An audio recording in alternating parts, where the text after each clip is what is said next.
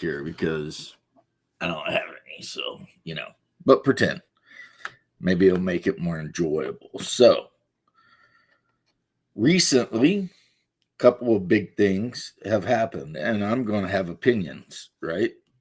The first big thing that happened is Trump proved beyond a shadow of a doubt what everybody with a working brain that isn't just completely biased and racist uh, already knew, which is that the savages in South Africa, and I do call them savages, are specifically targeting and murdering the white farmers, and they're doing it specifically because they are white. Now, some people will try to excuse this behavior by saying, well, what about my apartheid? Well, first off, the black citizens of South Africa were never, and you can look this up. If you don't believe me, it's because you're an idiot.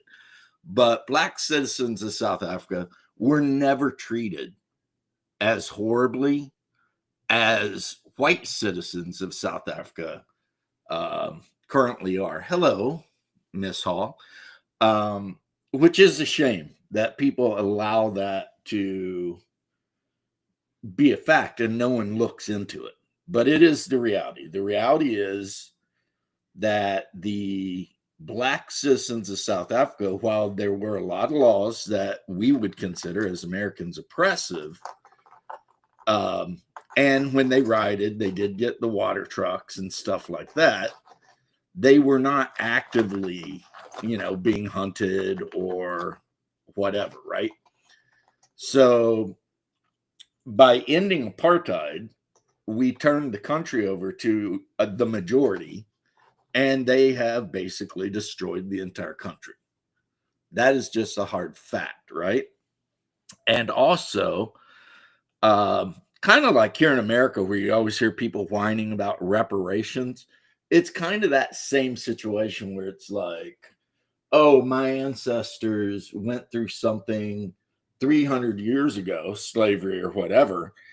Therefore, I should be given special dispensation from you, even though you may not have ever owned slaves. Now, I'll 100% cop to it right now. My family probably did own slaves. I'm pretty sure they did.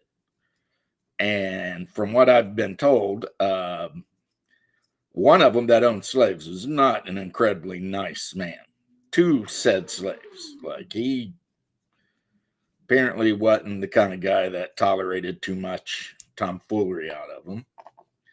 And I think that's a damn shame. That's a damn shame. But I don't feel like I should have to pay for something that my great grandfather did. And the thing is, what I love the most is when you hear these people, CNN is the best for this, because now it's like every face on CNN is, a black person, black woman, and the occasional, white people sometimes. It's like, they're like, we were brought here in chains, we were slaves, and blah, blah, blah. And it's like, yeah, but you were sold by other Africans. The roots narrative that there were like, Englishmen running around in the bush trying to capture black Africans, that never happened. And yes, you do say black African because guess what? Everyone north of the Atlas Mountains in the continent of Africa, they're white.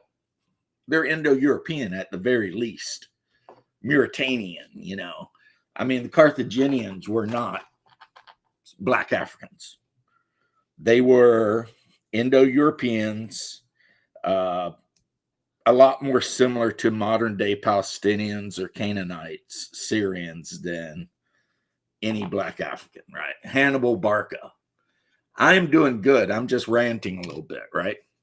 But yes, Hannibal Barca, while maybe a olive-complected man, was no blacker than Alexander of Macedonia. So yeah, Africa has two races. The mountains split them, all right? But South Africa is literally passing laws specifically designed to oppress a portion of their population based on race. So I blame the Dutch. No, well, uh, maybe what they did in the Congo wasn't great, but we're talking about South Africa, Mobius. And also, if you're making a reference to Dr. Evil, funny. I got it. But, and if not, well, I'm thinking about Dr. Evil, who hates the Dutch for some reason, or was it Goldmember? Anyway, doesn't matter. You're sidetracking me here. The fact of the matter is, no matter what the modern media tries to tell you, and no matter how you feel about the current president, there is a active genocide against white farmers in South Africa. And in my opinion, I think every single one of those white farmers that wishes, and I think they should absolutely do it before they're killed, should bring their asses to America. I mean, there's a lot of farmland and a lot of other places that they could work, right? So they can bring their asses in, and then people will make fun of them for a little while for having goofy accents. But, after they learn to, talk like Americans, they'll be fine, and that'll be that. And then when the South Africans start starving to death, hopefully we'll have a president that has the balls to tell them to deal with it, get their aid from somewhere else, because we're tired of financing a bunch of racists that are actually Marxist. The African National Congress, which is Mandela's party, is a Marxist party. So, no. Actually, you can say the Dutch, but Portuguese were, I think, more involved in the transatlantic slave trade. And then, of course, if you're looking at the real slave trade, like where most of the African slaves went, that would be the Arabs and the Turks. They were the worst for it. But that, again, is not on the point I'm making, which is, again, Trump was right. And the fact that the media are trying to attack him on little things like he said that was graveyard. That's not graveyard. Those crosses, there's no bodies buried there. That's just a representation of the thousands of, literally, 1 point something percent of the total population of white farmers have been murdered. That specifically, though, here's the thing. It's not the numbers even. It's the reason. They are being murdered because they're white. And because the black South Africans feel like they should be allowed to get revenge on the white South Africans for apartheid. That's what it is. So what's up, Bear? These are two communities who are not going to live together because they can't, And also, just to throw a little spicy racism in there, when you compare the average IQs of both of these groups of people, I mean, honestly, some people are going to say, damn, James, you're super racist. But when you see that guy in the crowd dancing around and going, kill the Boer, kill the farmer, blah, bam, blah, bam. I mean, they're acting like kindergartners. That's some seriously 75 IQ shit going on right there. And I think at some point, people need to call it out and say, hey, you guys are acting like retards. You really are. And I guarantee if you tested them, most of them would come up that way. So there you go. That's me being super racist, I guess. But again, I'll say it. People like to bring up Musa Mansa, but other than Musa Mansa, compare skull sizes. We can. How do you think it's going to work out if we do, Mobius? I mean, I know what you're insinuating, so I'm going to ask you, how do you think it'll work out if we do? We don't have to compare skull sizes, though. We can just compare culture. Like the fact, well, I don't know, Bear, if you want to be a part of this. This is going to be spicy. Mobius, my Canadian bro, can you name a civilization south of the Atlas Mountains in Africa that was literally worth a shit, other than maybe Musamansa, who made all of their money on salt, gold mines, and slavery? Can you? Because I'll wait. I'll wait right here.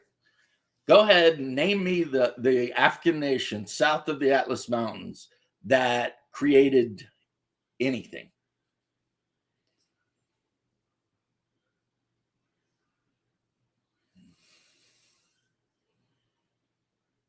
Oh, well, you can challenge me, but you'd be wrong, Bear. But I'll throw a link if that's what you want to do. And I say that to anybody. I mean,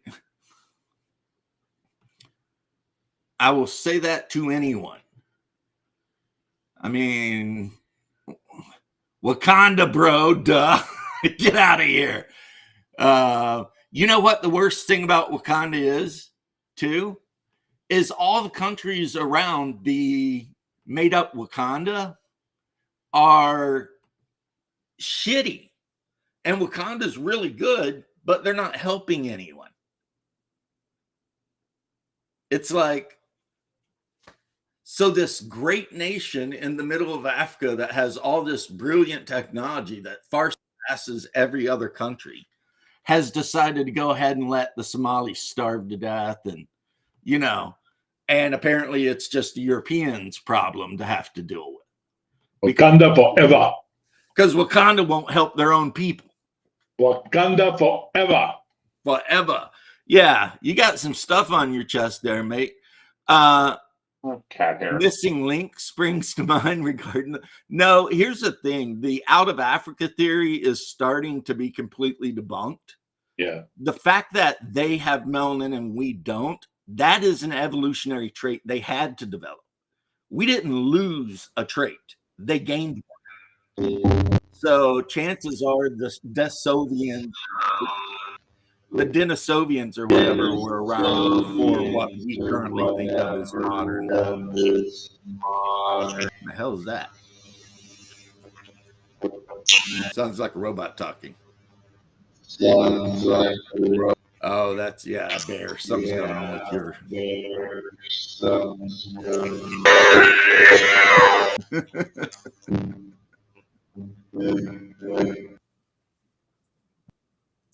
Yeah, but you're a little lag. But I wouldn't say missing link as so far as that. I would just say that we have a common ancestor and people do change to better suit an environment. So the development of melanin, that is a survival trait. A good one, because, you know, you can run around and not get sunburn all the shit like I do if I spend 15 minutes in the Florida sun. Oh, Bear just crashed out again. So that is the thing. These people who are trying to defend white genocide are being racist because they're okay with white people being genocided. But if the situation were reversed, okay, I added him. If the situation were reversed, they would be throwing fit. There you are. Domo arigato, Mr. Everything's good now. Nothing sounds like shit now. Oh, you sound great. Okay. One, we don't have a common ancestor, which is what they're finding out, is that we have various hominids developing in various parts of the world and eventually coming together and meeting in basically what would be the Middle East, North Africa. They all sort of start running into each other, migrating, and then blending from there. So that, you know, and boy, I remember I read about that 10 years ago.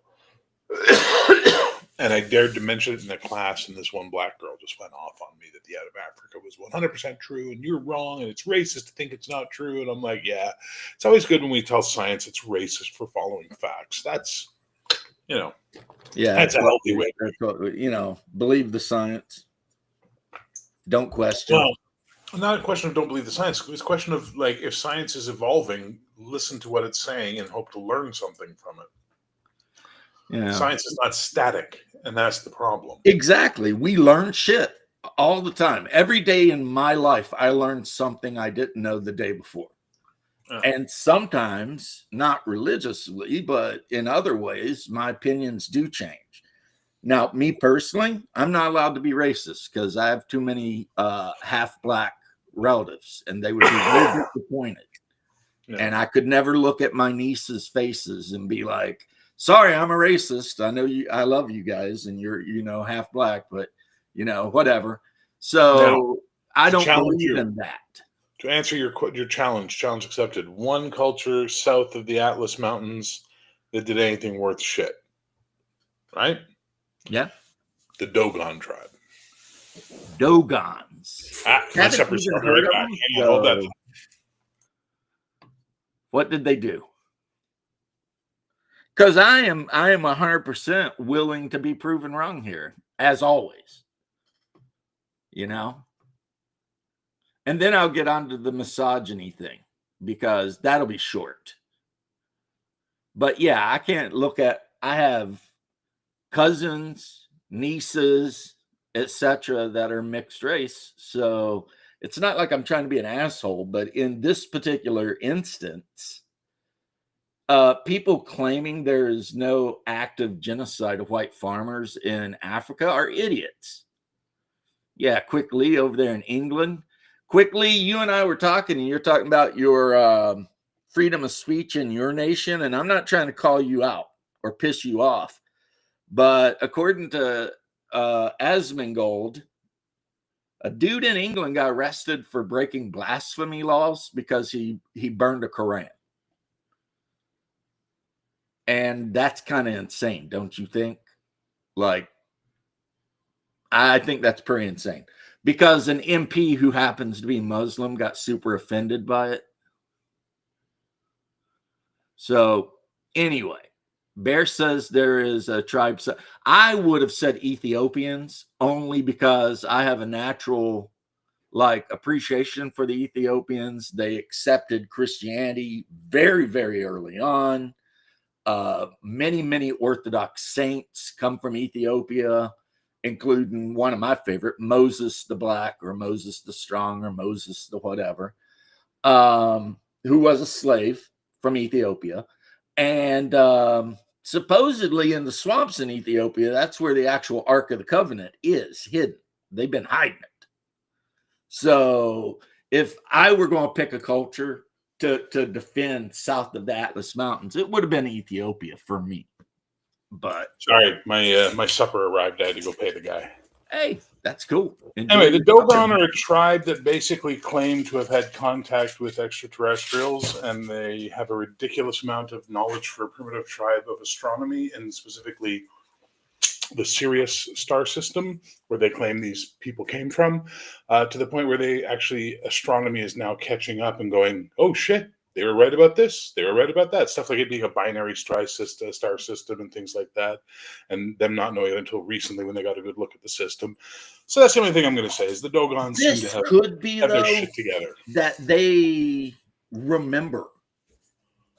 Well, maybe. Like they didn't develop the astrology, they remember it from a previous time because you know how they talk about, Doggerland falling under the ocean and all that crazy shit. Yeah, I get you on that, but they say it was taught to them. They say aliens came and told them this. See, my issue is I don't believe in aliens, but perhaps maybe it was the Atlanteans. They were supposedly getting around. Maybe. you know. And if you're a primitive tribe, you might think a bunch of guys wearing iron armor and arriving in, massive boats are aliens. You might. I mean, I don't know. Could be. But so that's the only one I got for you.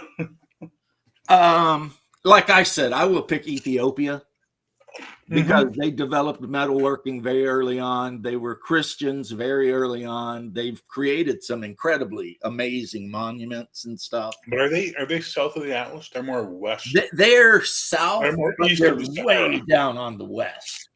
They're like right across they're under Somalia and Eritrea. Then you've got Ethiopia. And they were constantly at war with the Ottomans there for a while. And you have Eritrea there too as well. Yeah, and you've got the swamp where they say the Ark is. Yeah. So apparently the Ethiopian, even though their form of orthodoxy, some Orthodox might consider a little bit weird, it's still a form of orthodoxy. And, so yeah. Well, they thought it was, there was a long time where they were thinking that Ethiopia was the home of Prester John. Yeah. But Oh, yeah, yeah. But there was a knight in Arthur's court, Sir Palomides, who was probably Ethiopian. Yeah. So, yeah. So, but anyway, yeah, they include the Book of Enoch and the Book of the Watchers and all that stuff. Their Bible's actually like another 8 books over. It's like the Orthodox Bible is like 8 books more than the Protestant Bible. And then the Ethiopians are like, let's throw this other shit in there too, which I've read a lot of it. There's nothing in my religion saying I can't read it, just to understand, to be a little wary of it. They are Ethiopian. Yeah, that's East Mountains, East Africa. Yeah, but when I say the Atlas runs almost all the way across North Africa. It like stops somewhere near Libya. Why don't we just say sub-Saharan? Sub-Saharan then, Sub-Saharan then. What's up, William Silva? So anyway, now that I've established that Trump was not lying and these reporters trying to claim he was lying, they're scumbags. And proof, to quote Asmongold, to quote everyone online, just more proof that you do not hate the media class as much as you should. Yep. Because these people are lying to you. And they're doing it 100% for not good reasons, right? Now, they're misogyny. doing the stupidest reasons possible. Misogyny in the modern West is anytime a man tells a woman she shouldn't do something because she'll die. And women don't want to admit the fact that there are just some things that if they try to do, they'll die. Like being a cop. When you're a 110-pound woman, being a cop is almost a guaranteed way to get killed. Because somebody, as happened a week ago, is going to beat your ass, take your gun, and then you're running down the street crying, please don't shoot me. Yep. I mean, there's a reason back in the 1800s, 19th century, whatever, New York, they only hired Big Micks and Polacks.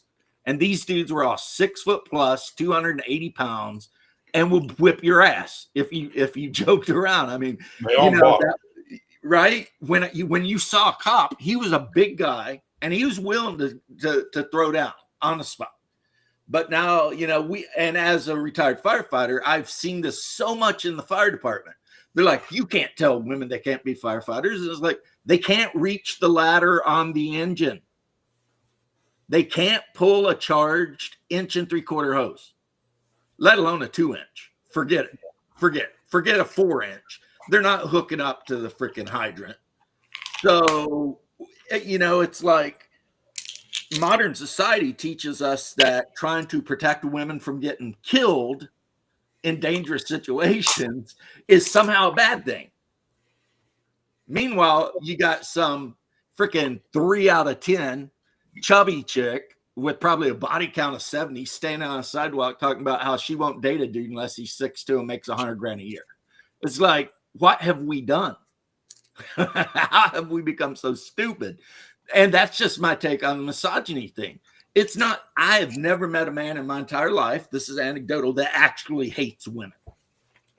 It's just most guys, there are some of them that are just sick of their shit. And they're like, I'm going to live alone from now on because I'm just sick of this shit. I'm not dealing with it. And I understand that, because if me and my wife, something happens to her, I'm done. And I love her dearly, but she's special.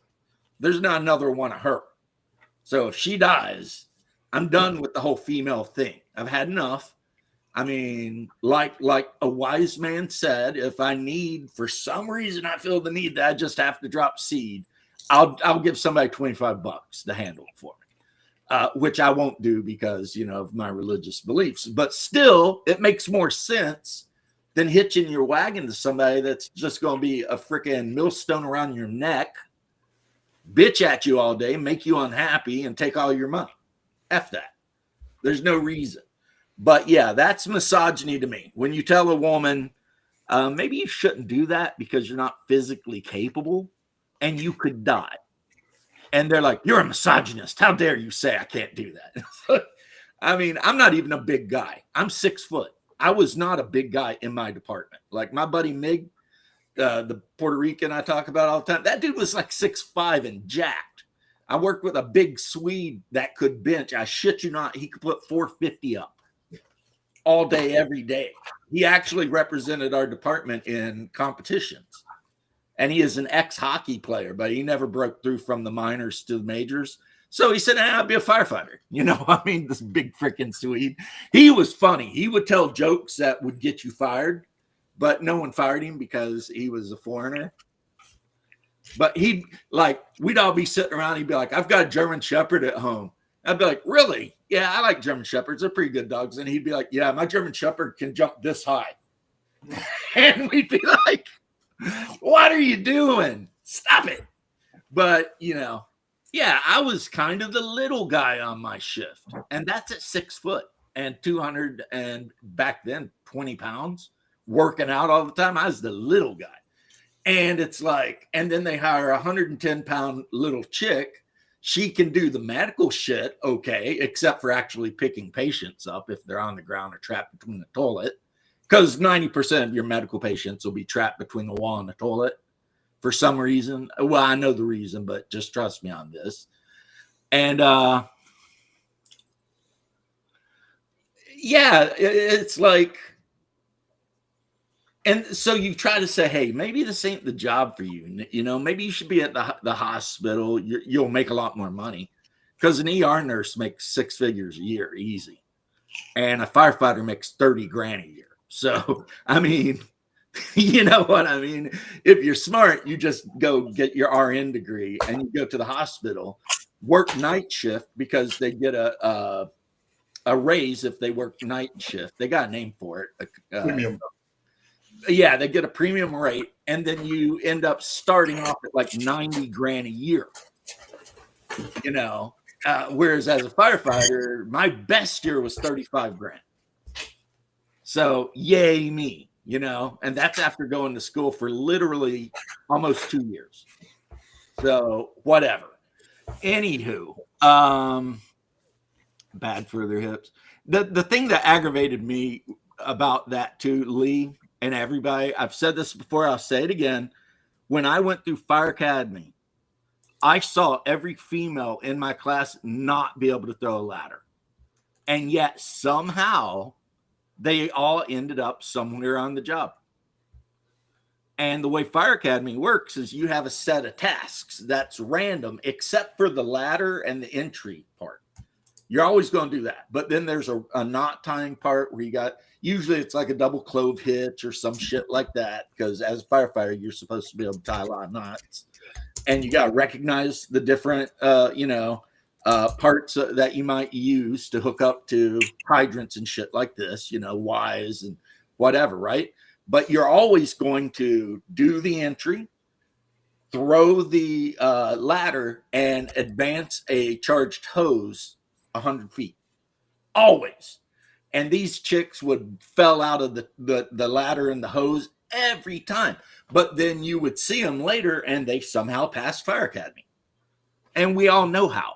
Because the instructors were instructed to pencil whip them through. I mean, because they have to meet a quota, right? That's not misogyny. That's just stupid. It's stupid. It's like if you're a 5.5 foot tall woman, I'm sorry, you probably shouldn't be doing something like that. Go. There's other jobs. Go get another job. What's up, guys? So yeah, that's what they call misogyny. It's bullshit. And then the other thing, Hasan. Well, apparently the guy who whacked those 2 Jewish people up in Washington, I think, a Spanish guy, which makes no sense because since when do the Spaniards, Hispanic people, give a shit either way about that war? That's not their war. Whacked him and started screaming free Palestine. And then they looked into his records and he's a huge Hasan Piker fan and making all these quotes. So now the ADL, a group of people I consider domestic terrorists in the United States, but they're turning their attention to him. even though for the last umpteen years they've been looking for the mysterious white supremacist terrorist organizations. Which when's the last time? Even this last dude who was a white guy, he didn't attack an abortion clinic. He attacked a fertility clinic where people go to get artificially inseminated or whatever because they're having a hard time having kids. And he did it because, again, he was another piker freak, right? So we'll see. Maybe we'll see Nuxenor put out his Hasan Piker's 1,000% screwed video soon. It could happen. I look forward to it. That guy pisses me off for a multitude of reasons, not least, of course, being that he's a Turk complaining about colonialism. That pisses me off because, like, dude, you're a Turk. Your people spent hundreds of years rampaging through the Balkans. You are not from that region. You're from north of Africa originally. They're the same, like the Uyghurs that are currently being mistreated by the Chinese are Turks. They're Turkic people. And that's, so if you look at a map, obviously the Turks should not be in what they call Turkey. They should be over there if we're going to play the colonialism game, which I don't like to play because 99% of the time colonialism wasn't a bad thing. Every now and then it was, but most of the time it wasn't. It's kind of like people who are Latino or Hispanic, whatever we want to call them. They're part European and they're part native. And they always want to claim the native part, even though it was the European part that rolled in and made them stop eating each other and ripping hearts out on top of pyramids. So it's like, are you actively choosing the bad guys here? Because under no circumstances is eating children and ripping people's heart out a good guy. Yeah, ask a Greek what they think. Ask any Orthodox person what they think. We have saints that have made prophecies about the destruction of the Turks. How long will I be on? How long do you need me to be on, Bruce? I mean, my wife's getting her nails done. That usually takes her about 2.5, 3 hours because she gets the full deal. The nails, the feet, scrubbed and soaked in water with lime slices in it and all that shit. I went with her once. She paid. And I got my feet done. I didn't get my nails done because I thought that is a little lame. And it was nice, but yeah, it just takes a long time. Of course, the woman that was doing my feet was about a 35-year-old Vietnamese woman who had recently had a kid. And she was wearing like a really loose shirt with no bra. So I spent the whole time staring at the wall because every time I looked down at where she's working on my feet, I could see those milkers just hanging there, and I was just like, this is uncomfortable, and I'm sitting directly next to my wife. So if I'd like turned over and she was watching me, she'd been like, what you looking at? Genuine issues with laptop. No live stream for me so far. Sorry, Squirrel Man or Hermit Man. You didn't get a No, but they did soak my feet for like 30 minutes and then scrub them with like a cheese grater and then, neaten some stuff up, because when you get my 55, if you don't take care of your feet, you will start getting old man feet. You got to actually put some lotion on those things or they'll start cracking like a freaking riverbed after it's dried up. Yes, milkers. That is an American slang word for boobies. Sometimes we call them milkers. It's just a thing. Maybe it's a Southern thing. I don't know. Maybe the Canadians call it that too. I don't know. Yeah, the Turks are not from Turkey. They never were from Cappadocia. They are from East Asia mostly, Northeast Asia. So for a Turk to set his ass online and complain about colonialism, that is the height of freaking hypocrisy, I know it happened 700 plus years ago, but still, shut up. Hiker is the walking, talking definition of a cunt. Yeah. It's like, just get over it, right? I mean, you did your thing. We did our thing. you're bitching about slavery in America, but you're a Turk, which means your people were part of the Ottoman Empire, the hugest slaving empire in the world. He's a bitch. He is. Now, do I like the ADL? Like I said, no. I consider them domestic terrorists. They're scumbags. But they're after him now. And he deserves it because he's been talking about how much he loves freaking the Houthis and Hamas and shit like that. And now if someone has murdered 2 young people for existing, because apparently these people weren't even doing anything bad. They'd walked out of a museum or something. And this guy shot them and started screaming and, free Palestine. It's like, Palestine don't even exist. That's what the Romans called the region. They called it Palestine. Remember something. I will try. The only place where the extreme left and the extreme right meet is in their hatred of the Jew. Yeah, it's and I have on my streams been critical of some of their bullshit of the Jewish as a tribe. Even though I was raised that way, I've been critical of some of their, insular behavior, right? However, I've never wanted to wipe them out. And, and if you want to know about the Palestinians, all you got to do is ask one thing.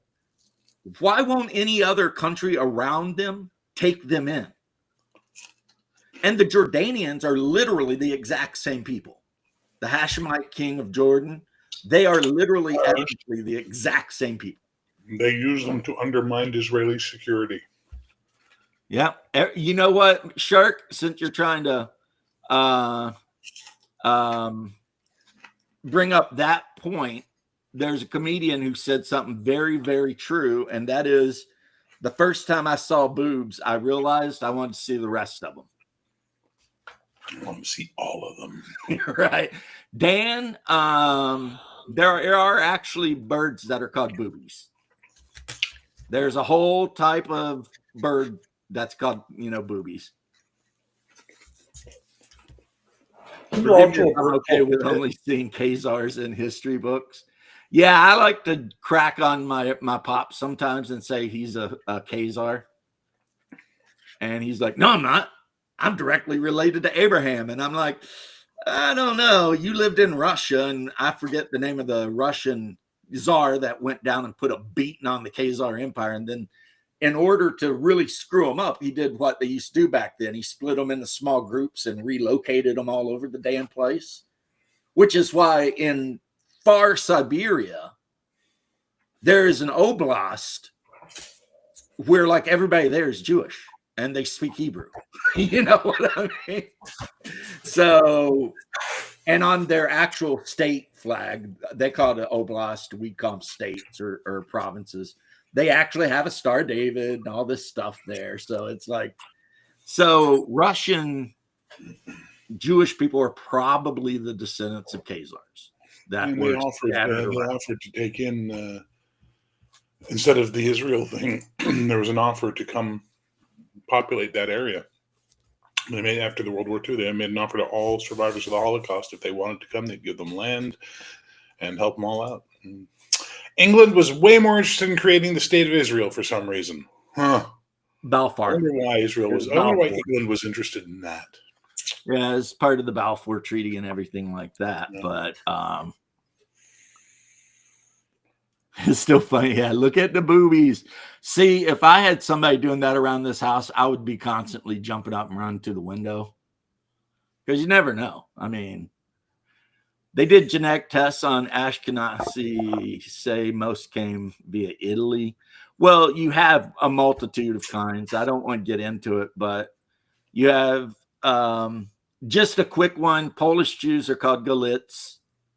And then German Jews are Ashkenazi. And then Spanish and most Italian Jews are called Sephardim.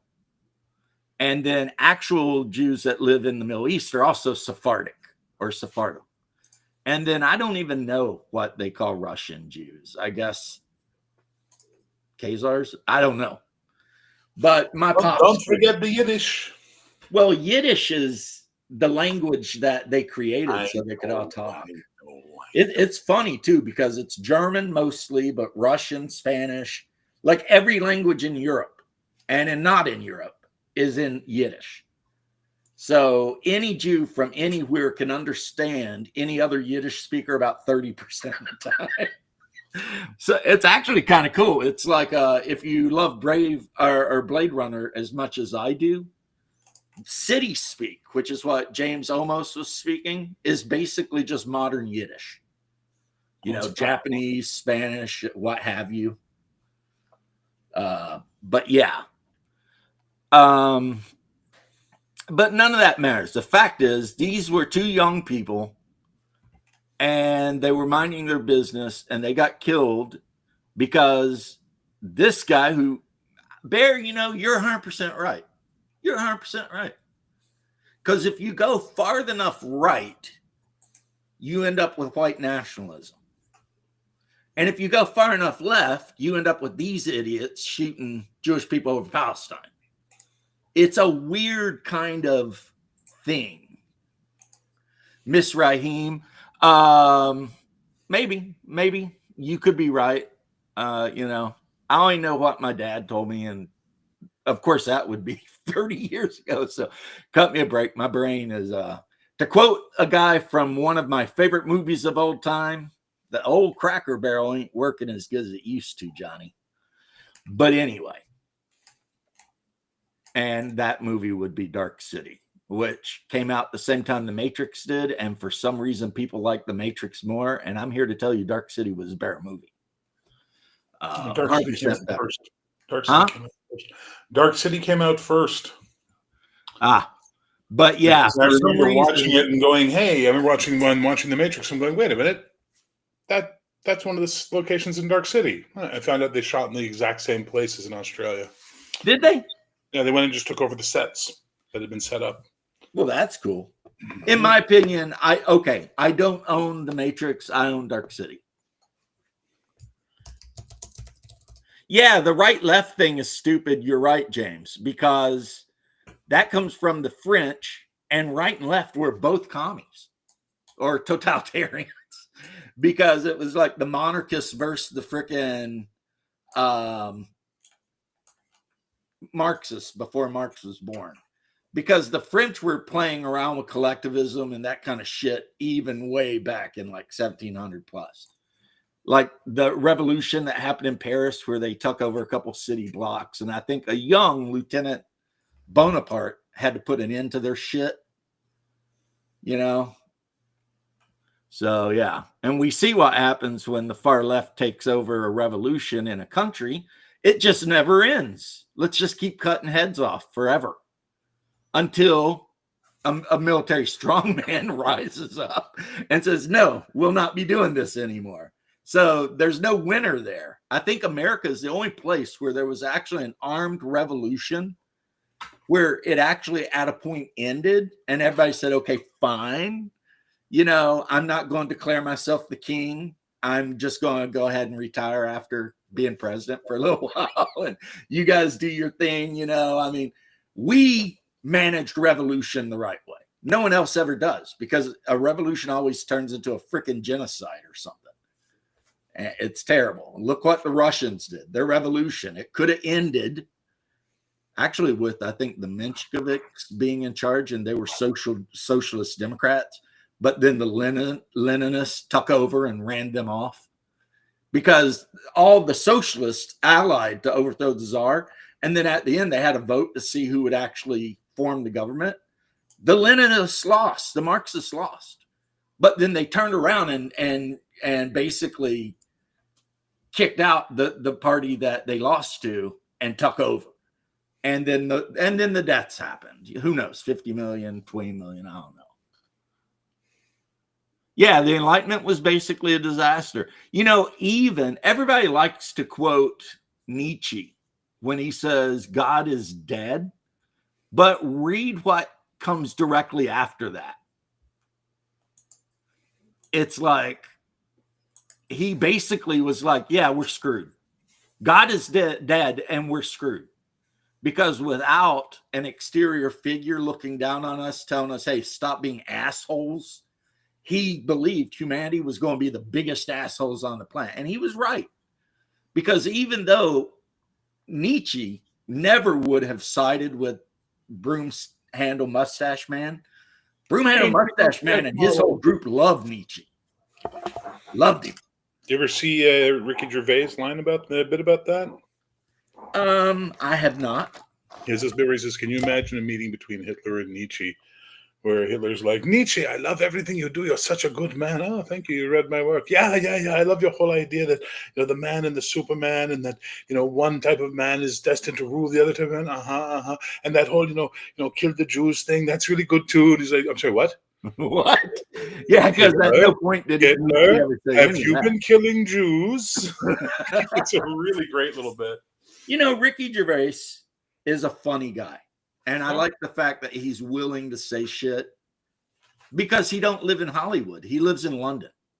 Mm-hmm. So he can talk all the shit he wants about Hollywood. And what are they going to do? Cancel him? How you going to cancel Ricky Gervais? I mean, dude rolled into an award ceremony and called them all pedophiles. And then was like, say thanks to your God and your producer and whatever, and shut the fuck up and get off the stage. No one wants to hear it. And he was right, but they didn't listen. I love his whole line about if ISIS had a streaming service, you'd be on the phone to your agent. Right. He'd be on a phone. It's his favorite film. He was due to meet Rutger at a convention, but unfortunately passed away. It was gutted for him. Oh, man. I'm sorry. Yeah, I mean... Yeah, Gervais roasting the awards but he does that. I mean, that's what he does. And whether you agree with his pro-British nanny state belief system or not, I don't hate him, even though we're politically miles apart and religiously miles apart. I like Ricky Gervais because 51+% of the time, Ricky Gervais makes salient points about reality. And he's not trying to propagandize shit most of the time, I would say, if not all the time. So just because we disagree on some of the fine points, I can still respect his opinion on the other points, which I think is a problem wrong with society right now. Like the idiot shooting the young couple. It's like, okay, you disagree with some shit going on, but you're going to kill someone over it? You're going to throw your whole life away over something like that?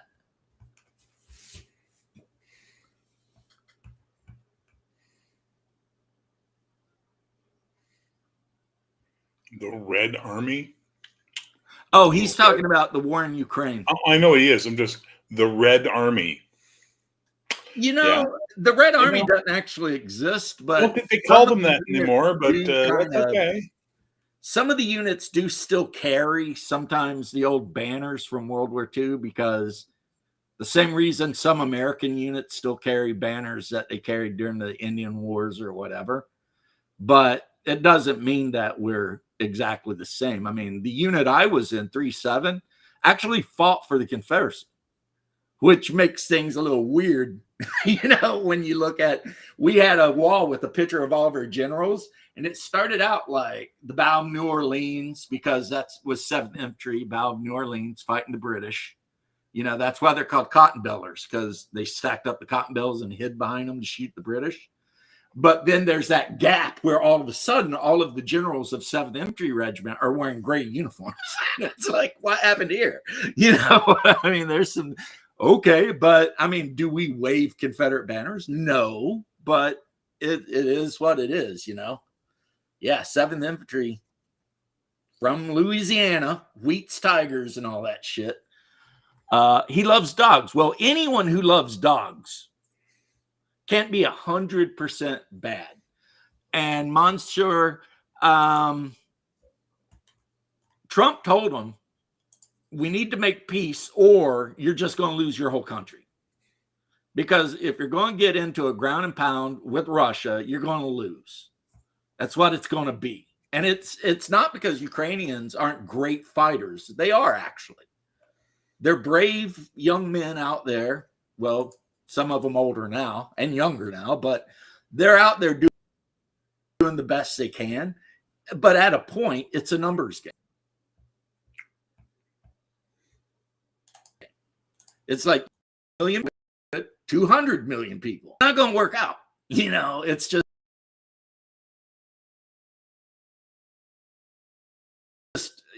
so obviously the better it is. You're lagging. Yeah. Now you're frozen.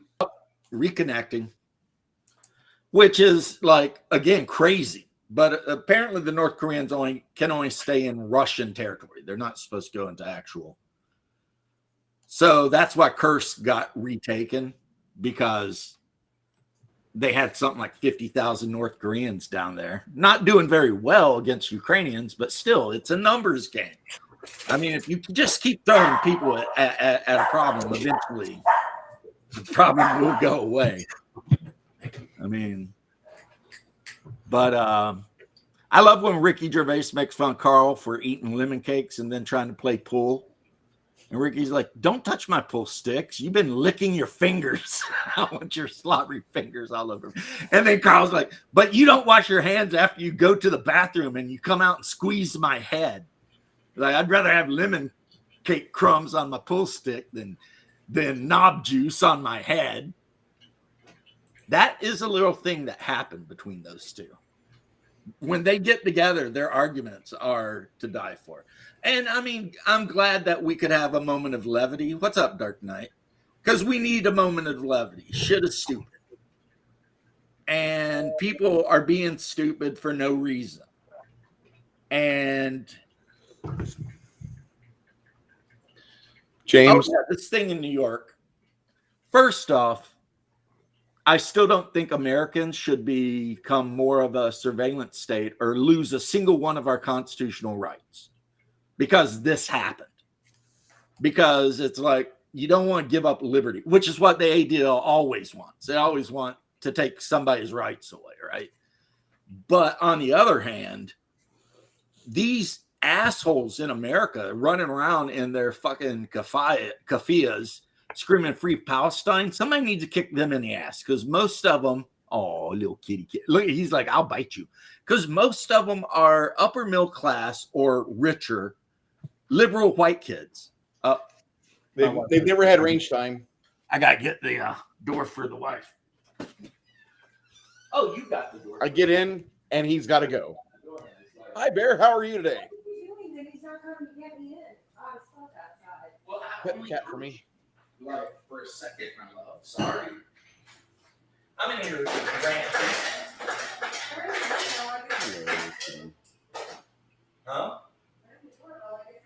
Did you hear? No, doorbell didn't ring. Okay. You may not push You can't hear me? Let me grab some water. I can't hear what you're saying because there's too much noise from the background. Okay.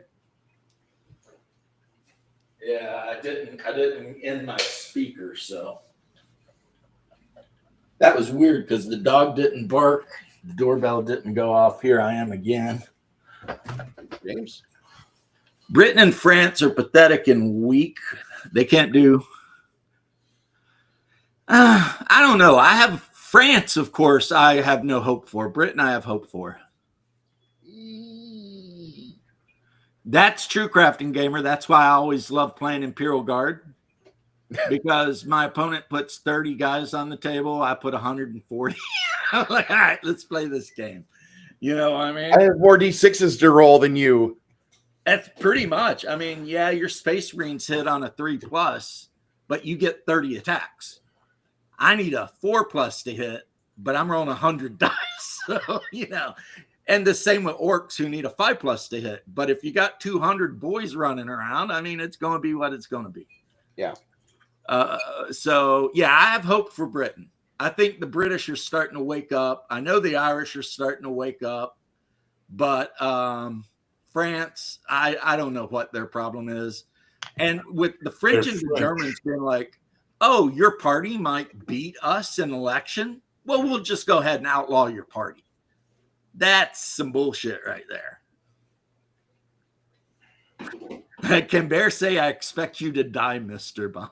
No, but it's a black cat, right? So I have to be like reverse Blofeld. So I have to be like, no, Mr. Bond, I expect you to have pie. How are you two gentlemen today? Well, I'm talking about spicy stuff. That's probably going. It's not that spicy, dude. Some people off. Not Like really. you're not out here Spicy saying for the me. truly spicy shit. It's really just rational shit from 10 years ago. Oh, I- 20 years ago. My next well. campaign will be against the slavers. I do hate slavery, and there is slavery in Libya, and it should be put to an end. Slavery in China. There's Slavery in China. Turkey. There's slavery in Africa. There's more slaves now than ever before in history. Yeah. So, and that shit needs to be put to an end. There's slaves in America. Shit, what are we talking about? Half of these kids that they sneak across the border and then vanish into, who knows, brothels or whatever. It's a terrible situation. And it needs to be dealt with. It would be nice to live in a proper world. That's all I'm going to say. Well, I can handle things within my arm's reach. Like, I had the opportunity today to get into a fight, but I was in my 13th of 14 hours. I can't pull over and fight you because you're a piece of shit that brake checks every truck you see. I got to keep going. If you want to play this game, keep on rumbling in front of me. Eventually, I'll lose my cool and just not brake. Your little fucking Honda Prelude will become a fucking accordion piece of metal. I am too old to be getting into fights with anyone. I'm at that point too. I'm 50. I don't want to get into fights. It's like I am the guy Bear said that just wants to be left alone. Except no one's leaving me alone. And it's aggravating me. Yeah. No, quickly, we're not talking about wage slavery. We're talking about actual legitimate indentured servitude. People's freedom taken away. Quick. We're talking about real slaves. Yeah, not figurative slaves, real slaves. I pulled a 14 today on my OT. So that's like what, 21 hours of regular? Because as harsh as it is to be a wage slave, which we all have been, I assume, at one point, at least you do have the choice. You can decide to live behind a 7-Eleven if you want and like beg money for beer. You could do that. So you're not totally a slave. But if you're shackled to a bed in a basement somewhere in LA County, that's real 100% You're probably slavery. a slave. And there's a huge difference there because, like I said, one, you have a choice. Like if you hate your job, you can freaking be like, hey, F off. I'll go get another job. At least here in Florida, you can, because if you're not working in Florida, it's because you don't want to. And a lot of people hate it because we are a right to work state, which means you can be fired for most things. But on the other hand, if you get fired, and I have been fired for stupid shit, mostly calling out more than I should have because I wanted to party or something. And you're like, oh, well, that sucks. And you go out the next day and get another job. Because if you have even the most reasonably measurable amount of capability in certain fields like construction or whatever, you will get a job. Because, that's just the way it is in Florida. You roll up and you're like, I'm a pretty good, form carpenter. They're like, you're hired. We'll start you at like $14-15 an hour. Okay. Maybe that's a problem because until I start working for the city, I went through a lot of jobs because they're so easy to get that it was like I could wake up one day and be pissed off and just be like, yeah, screw that. I'm not going there, and just go get another job, So I was truly never even a wage slave because I could leave at the drop of a hat. Wouldn't bother me a bit. But then when I finally got on with the city, I was like, I am never leaving. And then I got injured and retired out. So there you go. I'd be retired now, though. I talked to my bro the other day. He retired. Instead of staying home, he got a job with another department in another part of the city. It's like you already put 20 in, bro. You got your freaking pension and everything. What are you doing? He's like, bored. I was like, that's, that's what so many guys in my field do. They retire from one place at 20 or 25, immediately go to another place, work until they die of some weird cancer. That sounds terrible. But they want to. That's a thing. I get it. I get it, but just at what point do they enjoy themselves? I'll tell you what, I loved being on shift. My wife would get so mad. Every day it was a shift day. I would jump up, throw my uniform on. I'd be dancing through the house, looking forward to go to work. She would be going to her corpo job, hating every minute of it. And she would just be like, I wish I could have a job I like the way you like your job. I'd be like, go to Fire Academy. And she'd be like, no, I hate blood and poop. And I'd be like, well, there you go then. My fucking wife, God bless her, but like she hates her job. She hates everybody she's had to work with in San Antonio. I didn't live with her when she was in Houston doing the same exact thing over there. Pretty certain she had the same commentary about that over there. I don't say I love my job by any means, because the worst part of my day is having to drive. Right. That said, like today, I go to work at 12. I get there at 1:30. I arrive at my first stop. I start unloading hoses. My help arrives at 1:45. We start working a little bit at 3. We get a downpour with lightning. Everything's done. Wait for 50 minutes for lightning to pass for the most part. Start it back up again. He leaves at 4:25. He's like, I got to go. I got to take care of shit. I don't see him anymore. He tells his brother, Bruce has had a nightmare job. What the fuck did you do to him? What the fuck did he do to deserve this shit? And so the two brothers are fighting. My boss and his brother. I continue on. 5:30 hits. I'm done. I've got photographs before and after. I'm putting everything up. I get paperwork signed at 5:45. At 6, I go and I take a loo, and I leave after that. I get to my dump site. I've got 4,600 gallons of shit. From like literally. Yes. 4,600 gallons of shit from a Circle K. I get to my dump site. They don't tell me where the key's at, but there's a lock on the gate. My boss in Hawaii on vacation. He answers his phone. I said, dude, did you see the photo? Bruce, what's going on? Hey, man, they locked the gate on me at the dump. What? Oh, my God. Dude, this has been like, I don't like your vacation. No offense, but I don't want to say that I need you here, but yeah, we've got problems. And then, like, after that, at 7:45, I get in the gate, and then they finally let me get out at 8:30 with an empty truck. Happy day, 181 gallons of residue on the sides. Bear, I'm sorry, you're stuck in shit. No, I'm depressed and want to kill myself now. Okay. This is almost done. Because God, man, your life is depressing. I can't hear my thoughts like Cobain did. So anyway, at 8:30, my truck starts acting funny around the loop at 1604, around the 410, and I funny. What do you mean? Was it like whistling at men on the street? The region starts. It's black smoke. At 9:45, I'm coast to a stop after 3 miles at 6 miles per hour. I call my boss after I tell him I've got after I pay for a tow, and I go do the final job in his truck. 14 hours, and then he asks me, is your goal to make us all feel bad? Yeah, seriously, Bruce. What is the point of this conversation? I just got off work. I'm trying to decompress, and God bless you for being here. Do we look like your wife? Is that the mistake you're making? Do you need your glasses? Me more fuckings than she has this week. Well, then that sounds like a you problem. It is. But on the good side, when you're driving from place to place or you're doing your job, a lot of times you ain't got anybody yelling at you and shit. Yeah. I mean, you're just being your own man. You're out there taking care of business. As long as you get it done, you're good. Boy. As long as everything gets done. And I got photographs of before and after on the 2 jobs I did today. Good God. Hey, Doc. And I love that because when you're working on the rescue, because some people hate when you call it an ambulance, most of the time it's just you and your partner and no one's riding your ass. No. And as long as you're taking care of your patients and you're doing everything right, then no one cares. And you're not getting yelled at. And it's all good. You know what I mean? So I love that.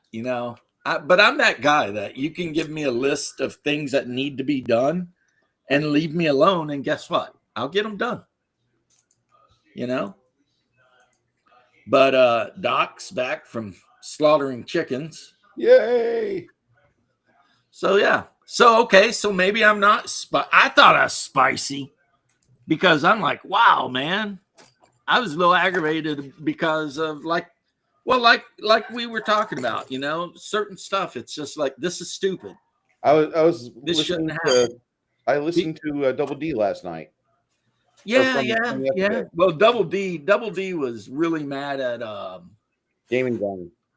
yeah, a couple of gamers, which I said something about it too, which is basically, if you like the Gaming Gang, by all means continue liking them. Don't, let me dissuade you. Yeah. I don't care for him. There's just something about him that I gives a find funny very feel. annoying, but I He gives- can't actually put a finger on it. Like, you ever hang out with a furry, but they don't identify to you they're a furry, but just they have some different mannerisms that once you find out they're a furry, you're like, that fucking explains Makes sense, everything. huh? Yeah. Maybe that's what it is. I don't know. And I don't want to Like, be he comes off to me like super he's a furry. but he seems like the kind of guy that, one, I would never want to game with because I feel like he'd be the guy that'd be arguing stupid shit and whatever. Yep. And two, just because of the way he acts, it would be so hard for me to respect him because he doesn't come across as a manly man. No, he does not. And I kind of would rather surround myself by, well, women. I love women, obviously. I'm Big Mama's boy. But if I'm hanging out with dudes, I want them to be dudes. And that guy, he's just a little bit too effeminate for me. And that kind of puts me off of it. He comes off as a fucking 1930s invert. Yeah, I don't know what it is. And I'm not even accusing him of being into same-sex stuff because, I mean, I've gotten along with gay dudes. I had a roommate that was gay once. So it's not, I don't care. It's just there's something about the way he acts. Sure. That's a real put off to me. He's got something, there's something queer about him. And I just can't literally pinpoint it, but it's just something about Jeffy that I just don't like. I don't appreciate his additions to the community, and then him being just a PBMF. Well, here's one thing.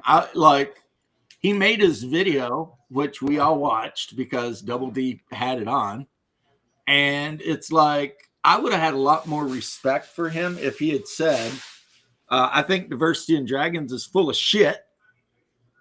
Blah, blah, blah. You know what I mean? But, when people try to talk crap at you, like they come at you sideways and they don't want to say what they actually mean, that's a real big put off for me, right? Like right away, I lose any kind of ability to trust a guy like that. Hey, gents. Hey, how you doing, homie? See, I'll quarter us because we got 4 here. I have to sniff something out of the fridge. Quartered like an evil chicken. Today's the 21st. And what's this? It's the 18th. It's Hi, Doc. Hey, what's going on? Pretty decent. A little sore at the end of the week, as always, but many chickens have been slain. The world is safe. That sounds pretty fun, killing chickens. My grandma would just pick them up and like swing them around until their heads come off. Oh yeah, we had to take a class on how to like all the techniques of murdering chickens, like dislocating the necks and stuff. I remember helping her when I was a little kid butcher chicken, and noticing that chicken fat is yellow, and I thought that was so strange back then. But whatever. Yeah, McAleer. I mean, I don't know. He could be. He can be whatever. I don't care, but something in his mannerisms is a turnoff to me. And plus, I don't give a shit what he thinks about games. If I want to see somebody review games, I would rather listen to one of these guys tell me what they think. Like Bear can say, "Hey, I played this game, whatever, I like it." What game? Tell me which game. I'll tell you my opinion. You tell me, name the game. I'll tell you Traveler. my opinion.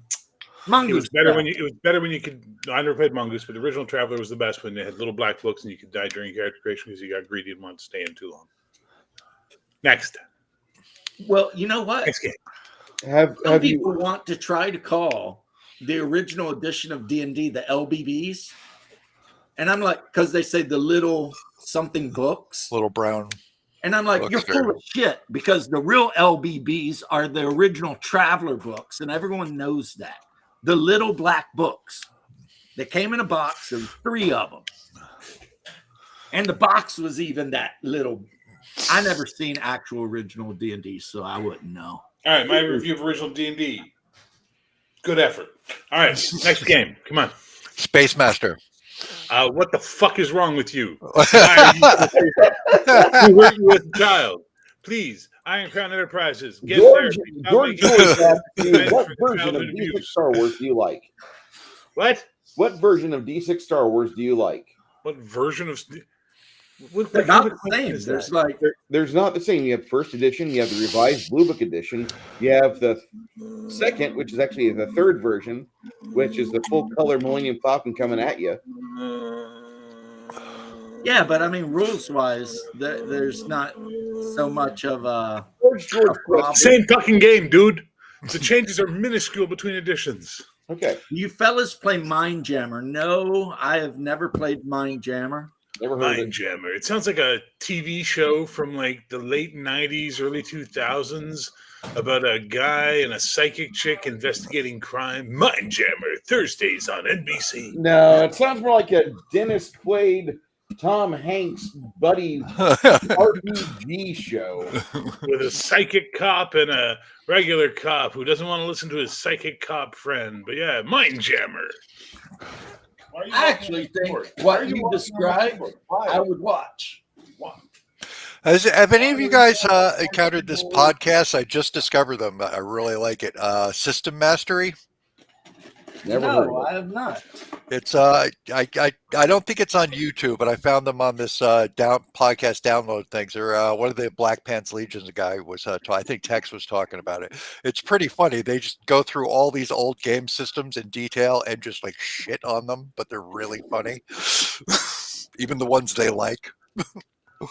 What is a good example of this, Doc? Oh, they went off on Car Wars. Today at work, I had some download. They did a Space Master one. They were absolutely savage about it.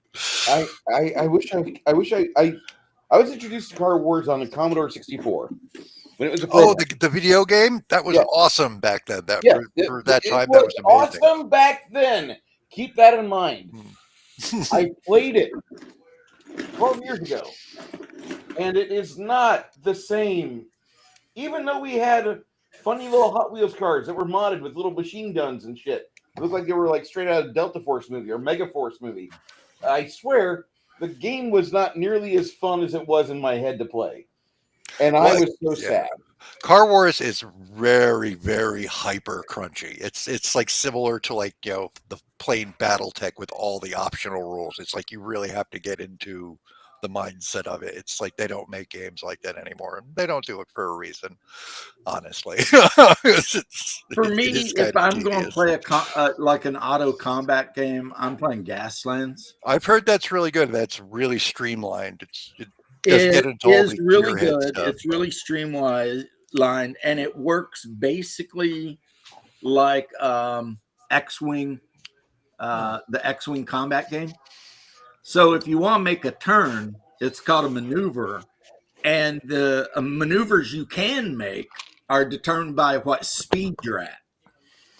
So the faster you go, the less maneuverable you are. And also, when you do try to make like a sharp turn at higher speeds, you've got to make rolls to see if you slide. And if there's a car or terrain there, I mean, and you can play either Death Track where you're on a track trying to go through different gates to win, or you can play like Mad Max, where you're on a highway. And in that one, you only move the cars if the car speeds Change. You require. just, yeah. Otherwise, you move the freaking terrain. So you can keep putting terrain down, and you can play with anything from a motorcycle all the way up to a tractor trailer, a full-on 18-wheeler. Oh, very cool. Yeah, I've been wanting to see that. Did you ever play World War One's Wings of War on board game? Mm-mm. I It played was- Dawn Patrol was the one I was into. Okay. Wings of War is a lot like X-Wing. Yeah. Because you get a deck of cards to go through and to plan your next action. And as long as you're within so many inches of the other plane, that determines how many machine gun bursts they receive from your machine gun burst deck. Sometimes you get one hit, sometimes you get two hits, and sometimes the cards come up with no hit. You just didn't hit them at all. And Wings of War is a really good card game.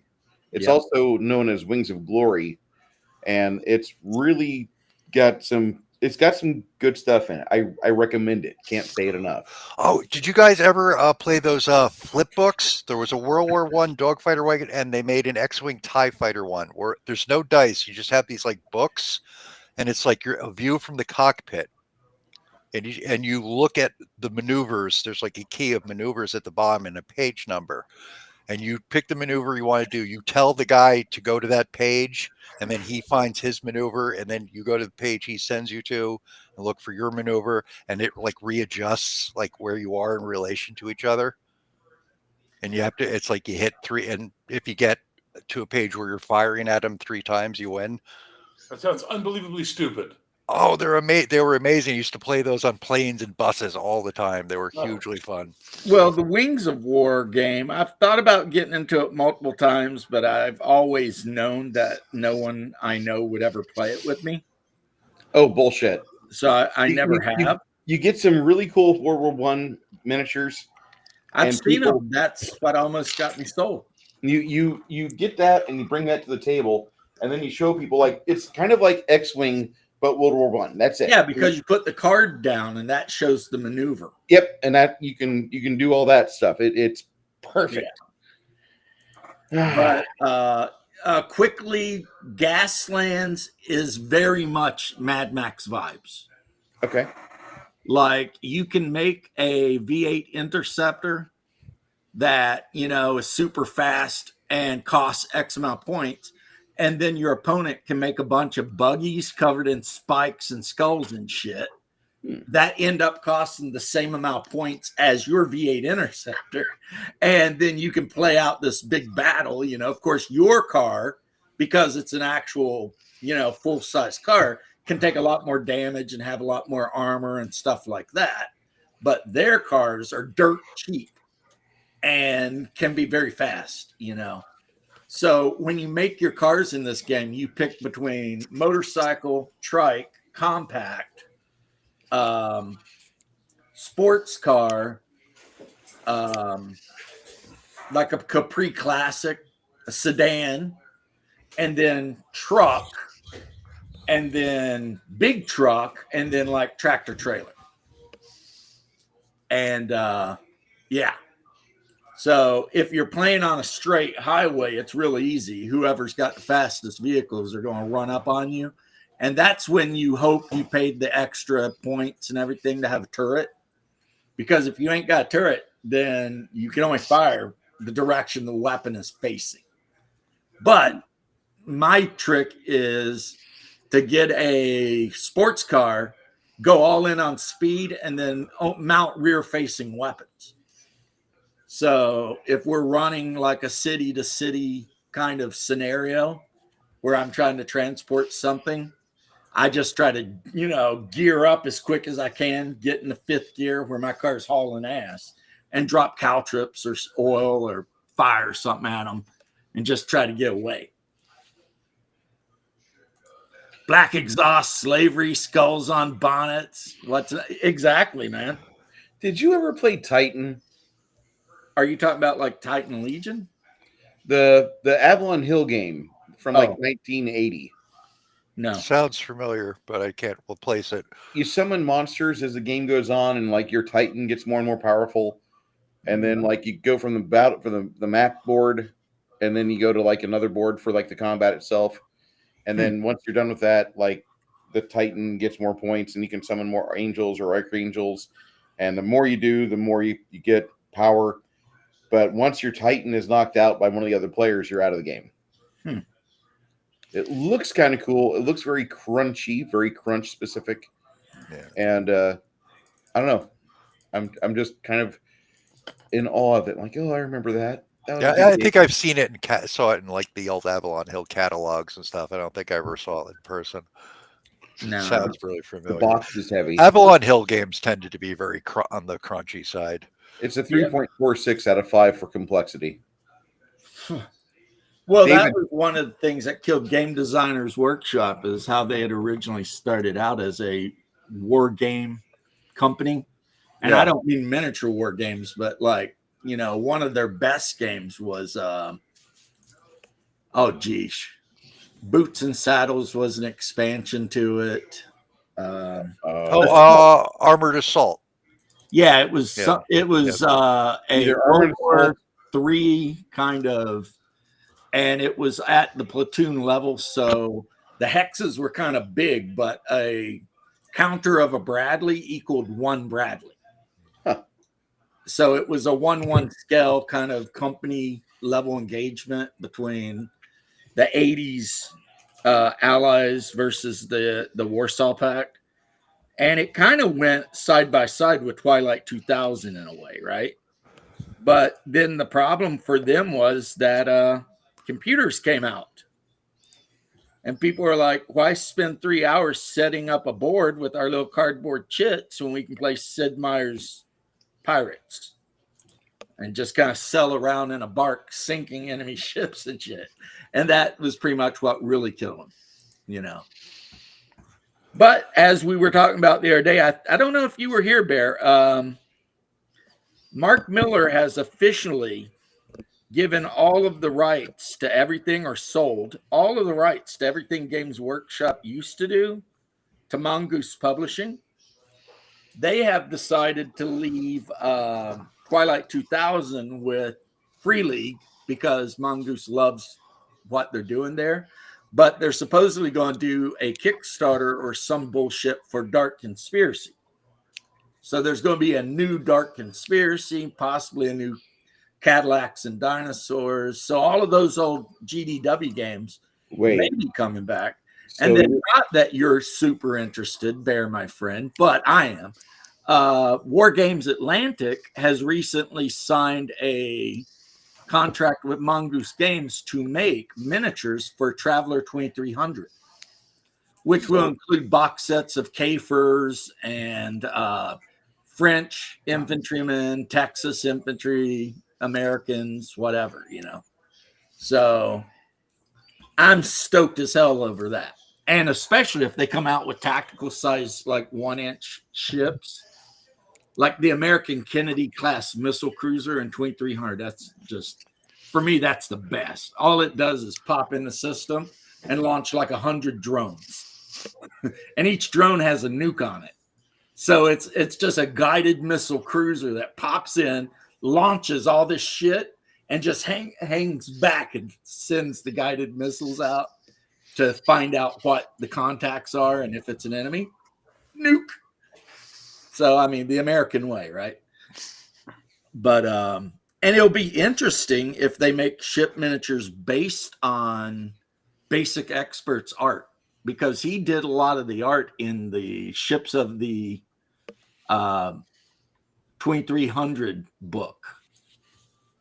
He did a couple of the ships in that book. So we'll see. what game is this? Traveler 2300. Huh. And the best way to think about it is it's Traveler meets Aliens. And really, that's about it. It's a near future Earth. It's 300 years after World War III. And humanity is spreading out from Earth. And the star map, instead of being hexes and grids or whatever, it's basically sol systems in the center, and you just have lines linking different systems that are pretty much like jump lanes where, you know, it's easy to jump there because the routes have been well mapped out. Well, America, yes, but quickly in 2300, the only tier 1 world power in the known galaxy currently is France, the Empire of France. Because during World War III, the Twilight War, they locked the borders down and managed to maintain some of their nuclear plants and shit. So Right, that hiding them behind everyone baguettes. else completely irradiated the whole world and just, you know, destroyed themselves. The French were still at least at a 20th century level of civilization. So they got the jump on everyone else and helped rebuild. So like England, Canada, the United States, Texas, those are tier 2 powers. And yes, I did say Texas. Because during World War III, when America couldn't send any forces to help fend off the Mexicans and the Russians who had allied against Texas, the Texans whipped the shit out of them and then said, F you guys, we're going our own way. Not that it was America's fault necessarily, since they were involved in a 3-way civil war at the time. So, you know, the military government, the civilian government, and then New America, which was basically like an ultra-nationalist you know, group of guys hanging out in the Ozarks. So yeah, they even had a war game there for a while called the Twilight War. But so because France basically hid from World War III, by 2300 they are the only true tier 1 society. And another problem for America is with current jump technology, the American arm is pretty much at the end of its thing. Like they've basically gone to every star system they can go to with the technology currently existing. Plus, they share a lot of colonies with Australia and Texas for some reason. Bear will be happy to know that Quebec is its own country. Yeah, it does make me happy. In 2300. That's And they have a lot of colonies with, I'm not offended. They have a lot of colonies with the French. And then Britain has a bunch of colonies out there too. China is 3 different countries because China. The Great China. China. Well, during the somebody else here watches Habitual Line Crosser, but he's my boy. Yeah, he's pretty cool. It's Manchuria something and something. Because at some point during World War III, China and Russia decided to throw down also. So China just got well and right nuked into the ground. And then in the time period between then and 2300, the warlords carved what was left of China up into like the 3 different provinces. So, yeah. Also, I forget what country it is in Africa is super rich because they had all the heavy metals that are required to make jump drives. And they, with France's help, build a beanstalk to orbit. I think it's Zimbabwe, but I'm not sure. It's on the equator, though. So you can literally go to orbit on a giant elevator.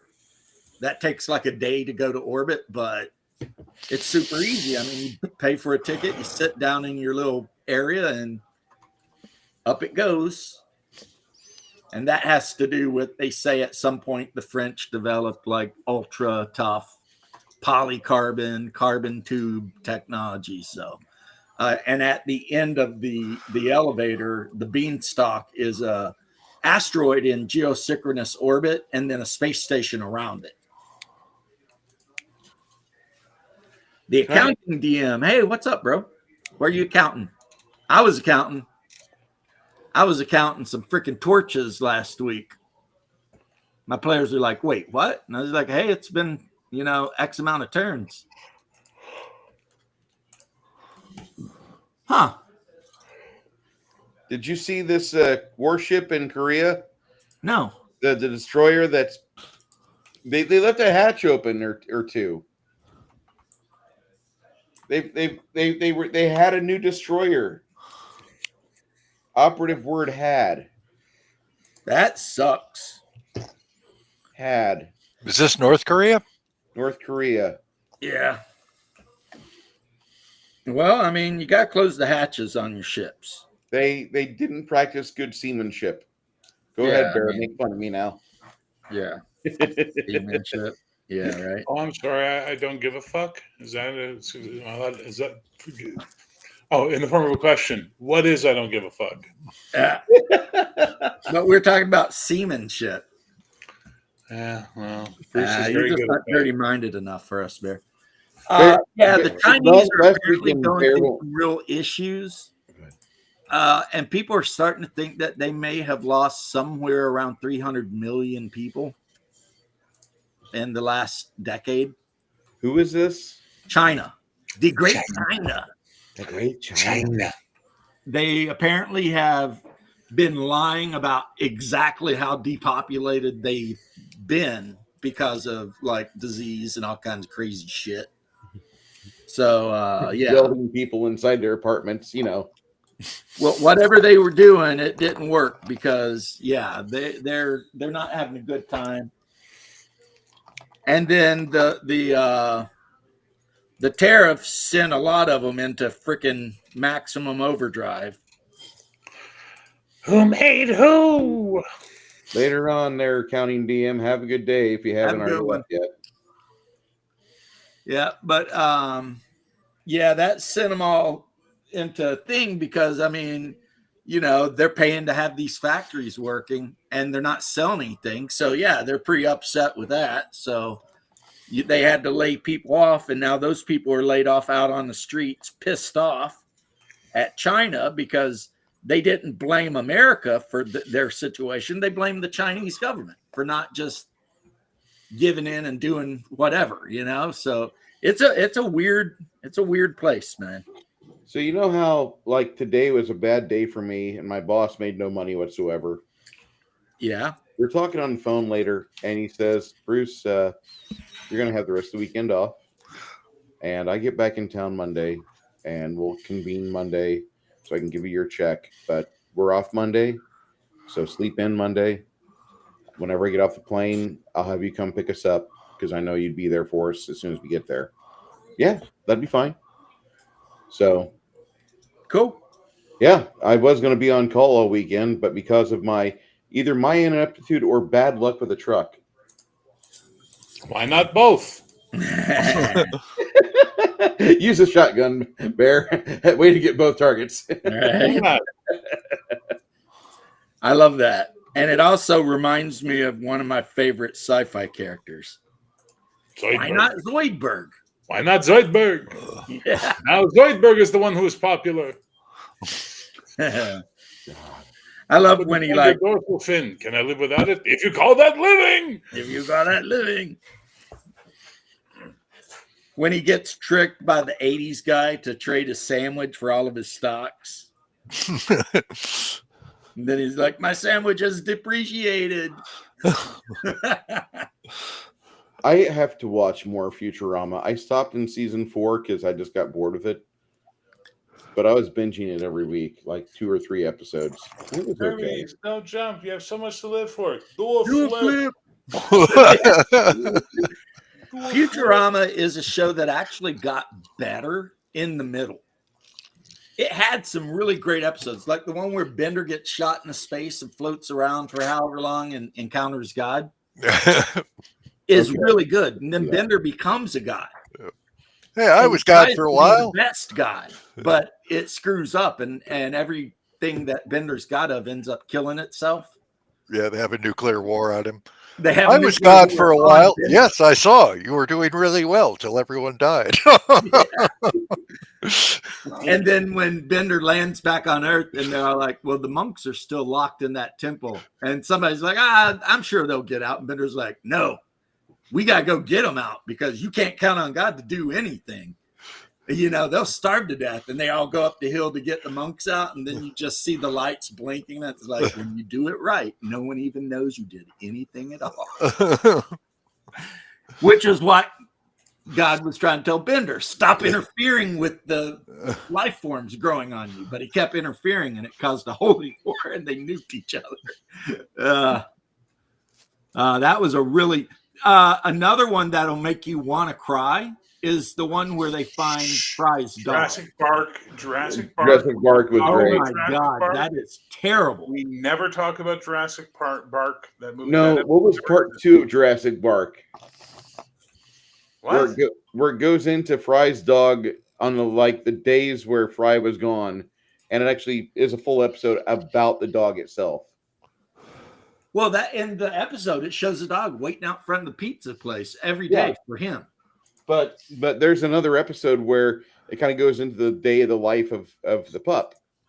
I think That's not from the original series. That's from one of the reboot series. Yeah, that might be from one of the but this is a pretty good, Nerdy Ogre is 100% correct there. At its ups and downs. I mean, some weren't great, some were great. I mean, one of my favorites when Hermes gets knocked down from like a level 30 whatever administrator to something else, and he's got to go like get his job back, and they go into the administrative place and they got sneaked by a beholder and all this kind of shit. And then one of the greatest lines in any movie is when his boss says, "You're technically right, and that is the best kind of correct." You're technically correct, which is the best kind of correct. The best kind of correct. And they give him his rank back and his stamp thing because that's the whole thing. I think that's one where he was going to jump, and Bender's like, "Do a flip, do a flip." Don't do it, Hermes. You have so much to live for. Do a flip. Right. I mean, Bender was the best. No, Bender was the heart and soul of the show. Bender Bending Rodriguez.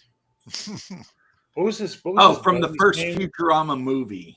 What was his the name of his buddy there? The stabbing robot. Oh yeah, it was some. It started with an R. It was another. Yeah, I always felt it sounded like he was voiced by Eddie Murphy. I know it wasn't, but it's like the guy was doing an Eddie Murphy impersonation or something. Roberto. Yeah, Roberto. Roberto's always like, "I like stabbing things," and then you had the robot mob, and the main dude was the guy. Clamps. The clamps. Give me the clamps. So it's so sad they retcon it in the first movie. It really was a tearjerker if you're a dog person like myself. It's just like, oh my God. Jurassic Park is the best episode of Futurama because it goes in the pile of movies that make men cry. So like Iron Giant, stuff like that. Stuff that when grown-ass men watch it, the last episode of Blackadder goes forth, it's going to make you cry. So apparently, yeah, it was good. And the other thing though about Jurassic, I lost my train of thought. I'm sorry. Futurama. Yeah, I completely just went blank. I am, however, painting up these Kuatoans in a nice Caribbean blue. Caribbean blue is Enya singing. I like Enya, so meh. So do I, and she has a song called Caribbean Blue. So sail away, sail away. That's Orinoco Flow. That's a whole other movie. I like Boudica too. Boudica's not bad. That's the instrumental one, right? There's a lot of instrumental ones, dude. Yeah. Every album she ever did. Yeah. There's a lot of instrumental ones. Her sister was the lead singer for the band Clanade, and they did the theme music. They did the theme music for that Robin Hood TV show in the 80s. It was really good. Oh, nice. I don't even remember that show. I started watching Outlaws last. The British one? Outlaws is a 1986 time travel movie where Shaft and 4 other dudes time travel into the future, and they start up a detective agency using their just know-how, and they're set in Dallas, I believe. Not a bad show. Actually, one of the better shows came out that year, and it just got canceled. 86 was a shit year for TV. A great year for movies, though. Great year for movies. Agreed. And not the best, but not bad. It's no 82. It's no 84. No, 84. 84 is the best film in the year in the history of cinema. 86 I'll fucking fight you. Shut the fuck up. I will fight you. Aliens, and you bet you have big trouble. Whichever year Predator came out is the best year. 81, 87 for Predator. Yeah. Which is That's Predator's just a fucking without warning with money. I mean, Predator is the best. It starts out like a goofy military movie, and the next thing you know, it's like Lovecraftian horror, and people were being skinned alive. Shit. It's just like, what? Wow. That happened quick, too. Nobody was ready for it. No one. It really jumped up a notch. Yeah, it really did, didn't it? Whew. I love that movie. Scott. We just had that skit from I love Scott. Man. Scott. Or remember that one time, yeah. Outlaws. There was an English Robin Hood in the 80s, maybe early 90s that was really good. A British That's the made show I'm version. talking about that Clannad did the theme music for. And they had one guy named something Paired. Michael Paired was Robin. And then halfway through the series, he leaves, and Jason Connery takes over as Robin Hood, which is really weird. Because he's super blonde, and Michael Paired wasn't. Well, in the show, I think they had the original one die, right? And then I don't remember. It's been the crazy god guy picked a new one. You remember Yeah, that I don't know. show called Wizards and Warriors? I have an episode of it on video, and it's a horrible VHS copied from television version. Yeah, but you can get it on Amazon pretty cheap. Get to the chopper. Yeah, that was one of the first shows I remember watching Julia Duffy in, who later watch Aliens and Predator. See, if I had been that young and I'd watched Aliens and Predator, I probably would have wanted to join the Marine Corps or the Army, which then never mind, I did. So there. I was a scaredy cat as a kid, and I would be worse. Oh no, my mom showed me Jaws when I was like 6. Oh, I saw that in a drive-in, and I have never been in the ocean. Jaws and Logan's Run double feature. Like in my whole life, I've never been in the ocean above mid-calf unless a wave hit me. All right, I got to get some sodium in me. I'll be right back. No, thank you. I won't even swim in a body of water unless I can see all 4 corners of it. After I saw that movie, I kept having nightmares that the floor in my bedroom turned to water. I don't go swimming. That there was a shark swimming around in it. Oh yeah, it's terrifying. Hearing y'all tell these stories, you sound like a bunch of slack-jawed faggots. Well, that's because he was probably jumping out of Chinooks into the middle of the ocean with 80 pounds of gear and swimming into some foreign country and ganking some dude. Should eat some of this. It'll put hair on your chest. Yeah. Turn into a sexual tyrannosaurus. Yeah. Just like me. Yeah. Got a real nasty habit there. on what's his name's boots. Carl Weathers.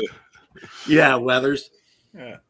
What a great. I have all their miniatures at 32 millimeter. You were saying, I remember.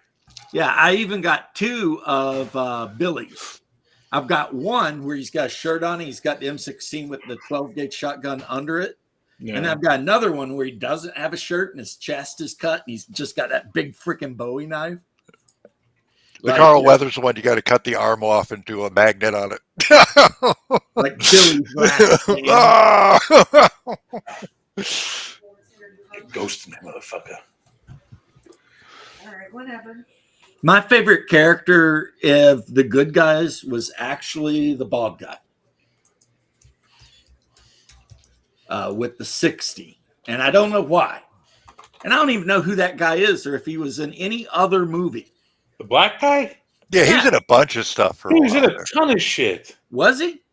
Oh, He's yeah. always shaving and shit. Hey, he's in He's like- Commando. He's When in he the freaks Schwarzenegger's out, Commando. he's like, gonna have ourselves some fun. We're gonna have ourselves some fun. Talking about Bill. Oh man, yeah, he was my favorite character for some reason.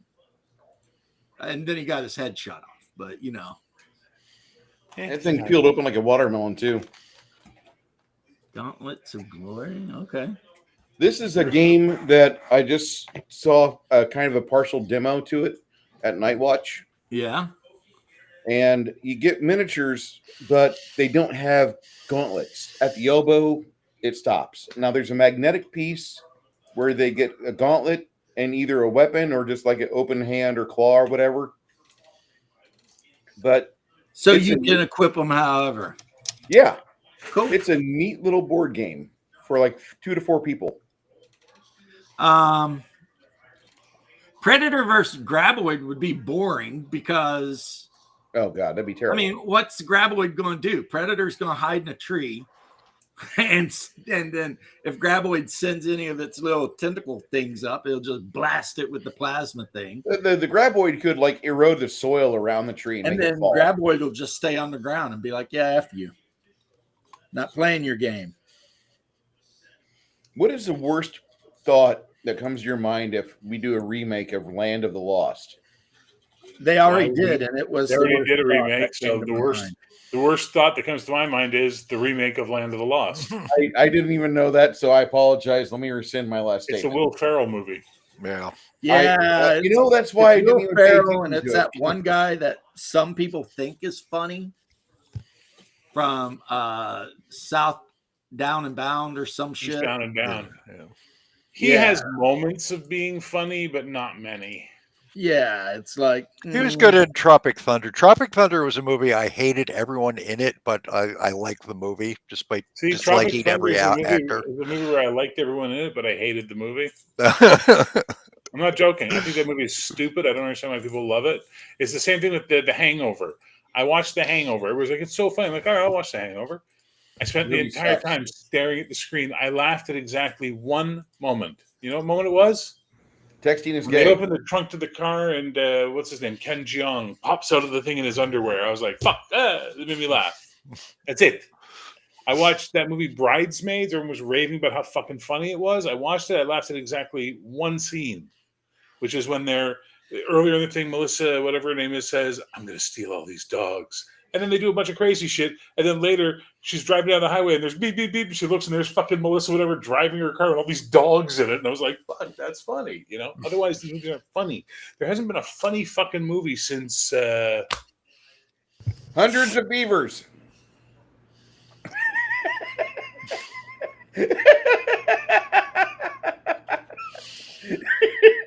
To be perfectly brutally honest with you, gentlemen, I think the funniest movie ever made is probably Young Frankenstein. I can't help it. Every time I watch that movie, I laugh all the way through. I don't know. I I really like that one. Young Frankenstein, Airplane, Naked Gun. Yep. Uh, There were some good comedies back. I mean, Blazing Saddles. Blazing Saddles was great. Yeah, back in the day, there were great comedies. That day is gone, gentlemen. what was the last one that you remember, Bear? I'm trying to think. The last movie that made me laugh. The last movie that made me hurt when I watched it was Something The About Red Mary. Green Show.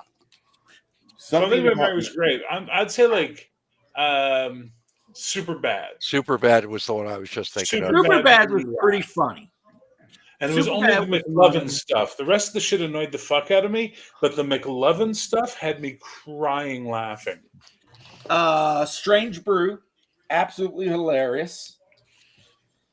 I That's don't know not how very you good. Canadians feel about, but I thought it was Good movie. the best. I remember the Yeah, first that was time I watched that, I got like halfway through it, and I realized this is fucking Hamlet. Yes, it's the Elsinore Brewery.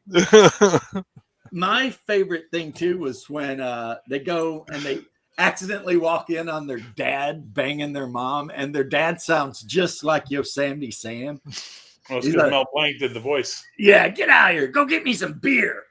And they're like, oh.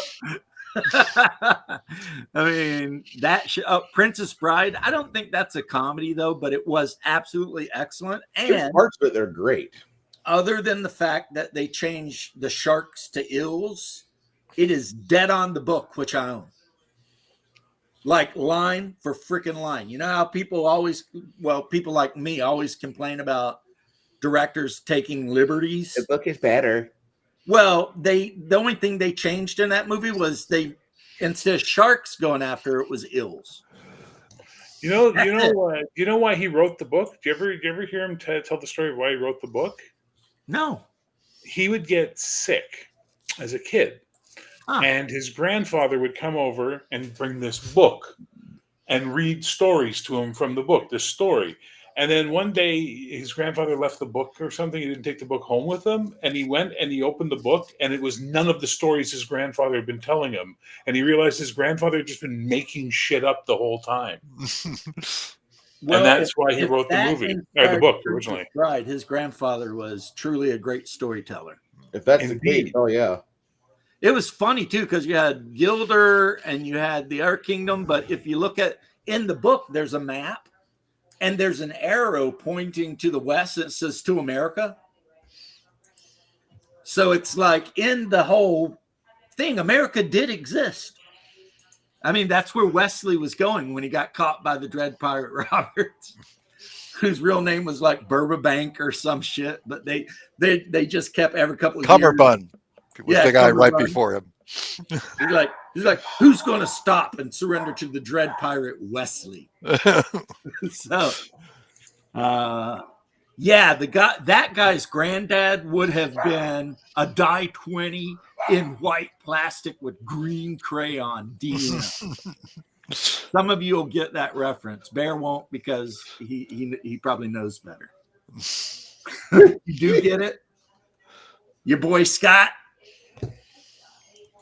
Look at that look. Look at that look. Fucking disgust. You just like, You degenerates. How dare you waste your time on Garibay? how can you not, though? He's You assigning all the people in Critical Role dice with colors and crayon colors, and I don't know, man. except for I the watched, die 10, which somebody explained to him was not platonic solid. I watched Critical Role back when it was cool in 2015. I never watched it, but I used to listen to it as a podcast, like season 1 and 2, and they were playing like Pathfinder. Yeah. And I thought, it's something to do while I'm walking around checking meters and shit. You know what I mean? But I was never like, oh my God, I wish my game was just like this game. I never have said that. Yeah, it's just like, that's neat. Whatever. Like, as much as his voice is great, I don't find that. I just don't find the GM to be Mr. Super Charismatic person that every fucking, what do you call those? Tumblr tards. Yes, Tumblr tards or tourists, as you guys refer to them. I don't find him to be like the end all be all GM. Matt Mercer is a relatively attractive man and plays D&D. Okay. That's basically it. That's all of the gamer nerds, girls, had the hots for Mercer because, I mean, let's be honest. I don't know if you ever watched Anyway, Mythica? Movies. Mythica. You know what the worst part of Mythica beyond the lead actress is? What? When Matt Mercer shows up as the main villain. As the necromancer, yeah. And it's just like, and I didn't even know who the fuck he was. Like, this is before I knew who the fuck Matt Mercer was. And this guy shows up, I'm like, this is your bad guy? This? Yeah. Okay. And apparently he's the voice of the cowboy in some video game. Okay, good for him. Yeah, I mean, but it's like all the women who become critters, because I bet you at least the majority of critters are women, and it's all because they got a crush on Matt Mercer. I mean, if you like your boyfriend to be able to clean out a pipe from the inside, that's great. But I mean, well, he's that video, which I don't know where Double D got it, but of Matt Mercer's girlfriend washing the Batmobile. I mean, she was pretty hot back in the day. I haven't seen that. Laura Bailey, or what's her name? You've No. never seen the redhead in the bikini washing the old Batmobile? No, That's Matt Mercer's girlfriend. I have something called a life, Bill's job. I don't Like, want to that's follow. the thing with Double D's live streams. He's always got like 100 clips of Yes, crazy shit to show you, and I never have any clips. yeah. I don't find like I like I think Double D. CR I people are listen to him. brilliant. I listen to him while I drive. He is my podcast. Yeah, Shark, I agree. The people who come up with Critical Role, they're very smart. They saw a business opportunity. They recognized that they could all become millionaires, and then they did it. I mean, as a free market capitalist, I have to be like, yeah, Good job. good job. You guys did a thing. And I am not a Critical Role hater. I'm also not an enjoyer. I'm kind of totally ambivalent and neutral to Critical Role, but some of their fans are annoying as shit. Sharing something with you, Jimmy. All right. Jimmy the boy, I'm sharing something with you. Yeah. Mash 'em up. There you go. Marcia Ray. Marcia, whatever the fuck her name is. Being a thirst trap. I mean, come on. Come on. She's a crazy looking redhead. That's my weakness. More washy, less cozy. What's funny is that this woman right now would probably be bitching about this being so misogynistic.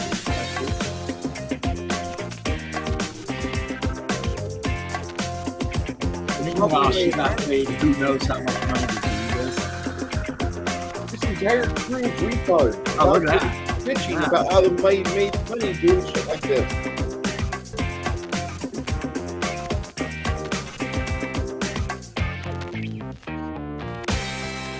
Yep. So there she is. He married her. What's up? There you go, boss. Thank you. Just for you. Thank you. I just like that wasn't bad. It's just Millions playing the voice of Jaina Proudmoore in WoW. I don't know who what WoW even. I don't even know who that is. World of Warcraft. I never played after like 4th level. I got bored. played. Yeah, me neither. I hate that animation style, and I'm not a big MMO guy to begin with. I played the Star Trek one for a while just for the Foundry, but as soon as they killed that, I got out. Yeah, when I started playing Star Trek, like if you wanted to get your like morale back, you had to go watch people dance and. That's Star Wars. Oh, Star Wars. Yeah, that game was like Same thing. there was a skill for Give everything. me your nerd cards right now. Hand them over. Hand over all your nerd cards. You are all banned from the. Now, I don't know. Seth Skorokowski's got a shirt he wears. I love it. And it says, I love Star Trek. And it's got a picture of an X-Wing. Oh, one of my favorite memes ever is the picture of Sauron next to the Uruk-hai. And it's something like, Harry Potter has gotten something to the thing. We must alert the Jedi Council. And like long nerd speech. And then the Uruk-hai responds, I am Groot. Use your force, Harry. And it's like, but anyway, so there you go. That's Matt Mercer's boo. There, and I mean, that's great for him. I'm proud. Like, yay. You're probably going to have attractive kids if you don't turn them into fucking little woke tards. well, the thing I think is still that pretty. I mean, being woke doesn't make them unattractive. It just makes them stupid. yeah. Here's the thing, though. I question Mercer's wokeness I question everyone in Hollywood's wokeness. because I think he says what he needs to say to get along and whatever. Make the money. And make his money, but I think on the DL, he's probably a normal guy. Go on, take the money and run. Yeah, for real. Great song, too. Who is that? Steve Miller? Yes, sir. Yeah, good song. But that's just the impression that I get. Ooh. Mighty Mighty Boss Tone song. Yeah, I Nice. threw one back. Yeah, Nice. but I do mean that. Respect. Yeah. Bear, what do you think of the band Triumph? They're Canadian, I think. If I could. Are they Canadian? If I could. Yes. They might be. A lot of my favorite bands seem to be. I think Triumph is Canadian. Triumph is very Canadian. I saw the bass player was on Jeopardy once. White sports car. Yeah, I like Triumph. Why do you bring up Triumph? Well, I mean, you've got Bryan Adams, Bare Naked Ladies. Fuck Bryan Adams. You keep saying that. But That's not bad. The Canadian government has apologized for Bryan Adams on several occasions. Yeah, what is South Park? We've already apologized for Bryan Adams. And I'm like, I don't care because Cuts Like a Knife is a great Cuts song. Like a Knife is a great song. It's actually a decent album. It's everything after Summer of '69. They just well, because someone said there's an entire generation of children out there who did not know the horror in the early '90s of being held hostage by everything I do it for you for 14 weeks at number one. Yeah, and on maximum replay on every rock station. So like every 20 minutes. Fucking rocks. Jesus, that song. You couldn't get away from it. I think I got into country there for a while. I think Garth Brooks became very appealing at that moment in I time. was like, yeah, it's time to head over to C92 Real Country because I got friends in low places. I'm good. That's enough Garth Brooks for today. That's what's happening on the fucking rock station. I do it for you, Garth. Take me away.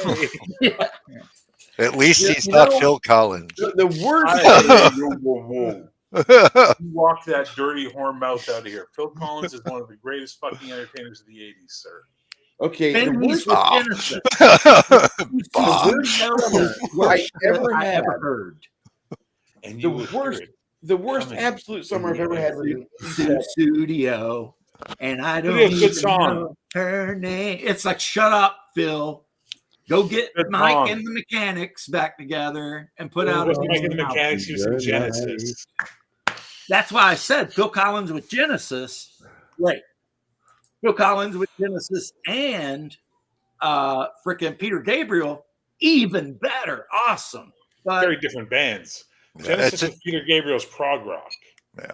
yeah, I loved it.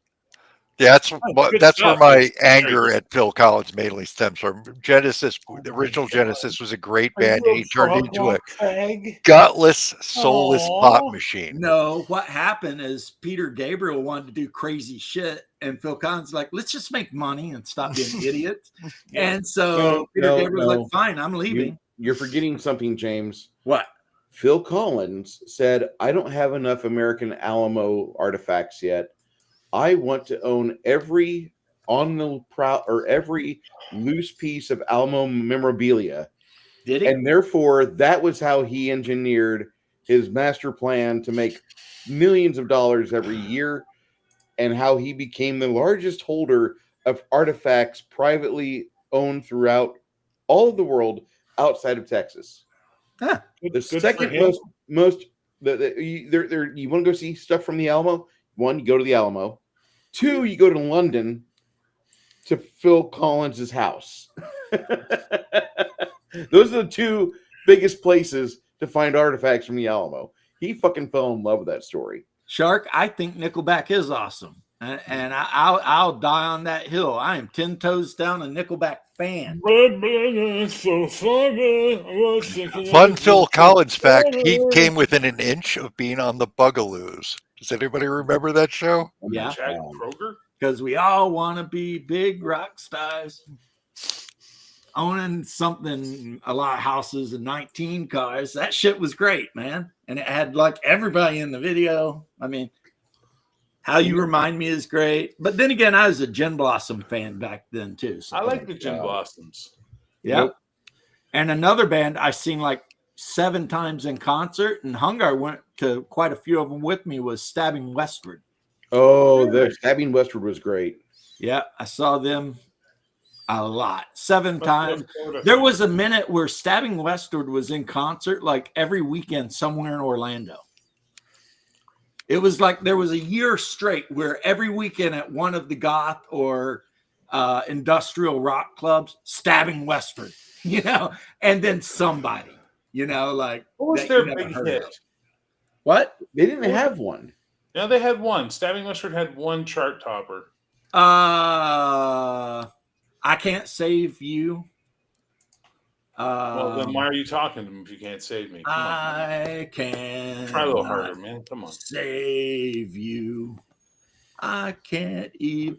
They also did Vulgar Display, or not Vulgar Display. They did Violent Mood Changes, which was on the Clerks soundtrack. That's the song that Jay and Bob are dancing to outside the store. Except that's the hip hop remix because the original is more like their other stuff.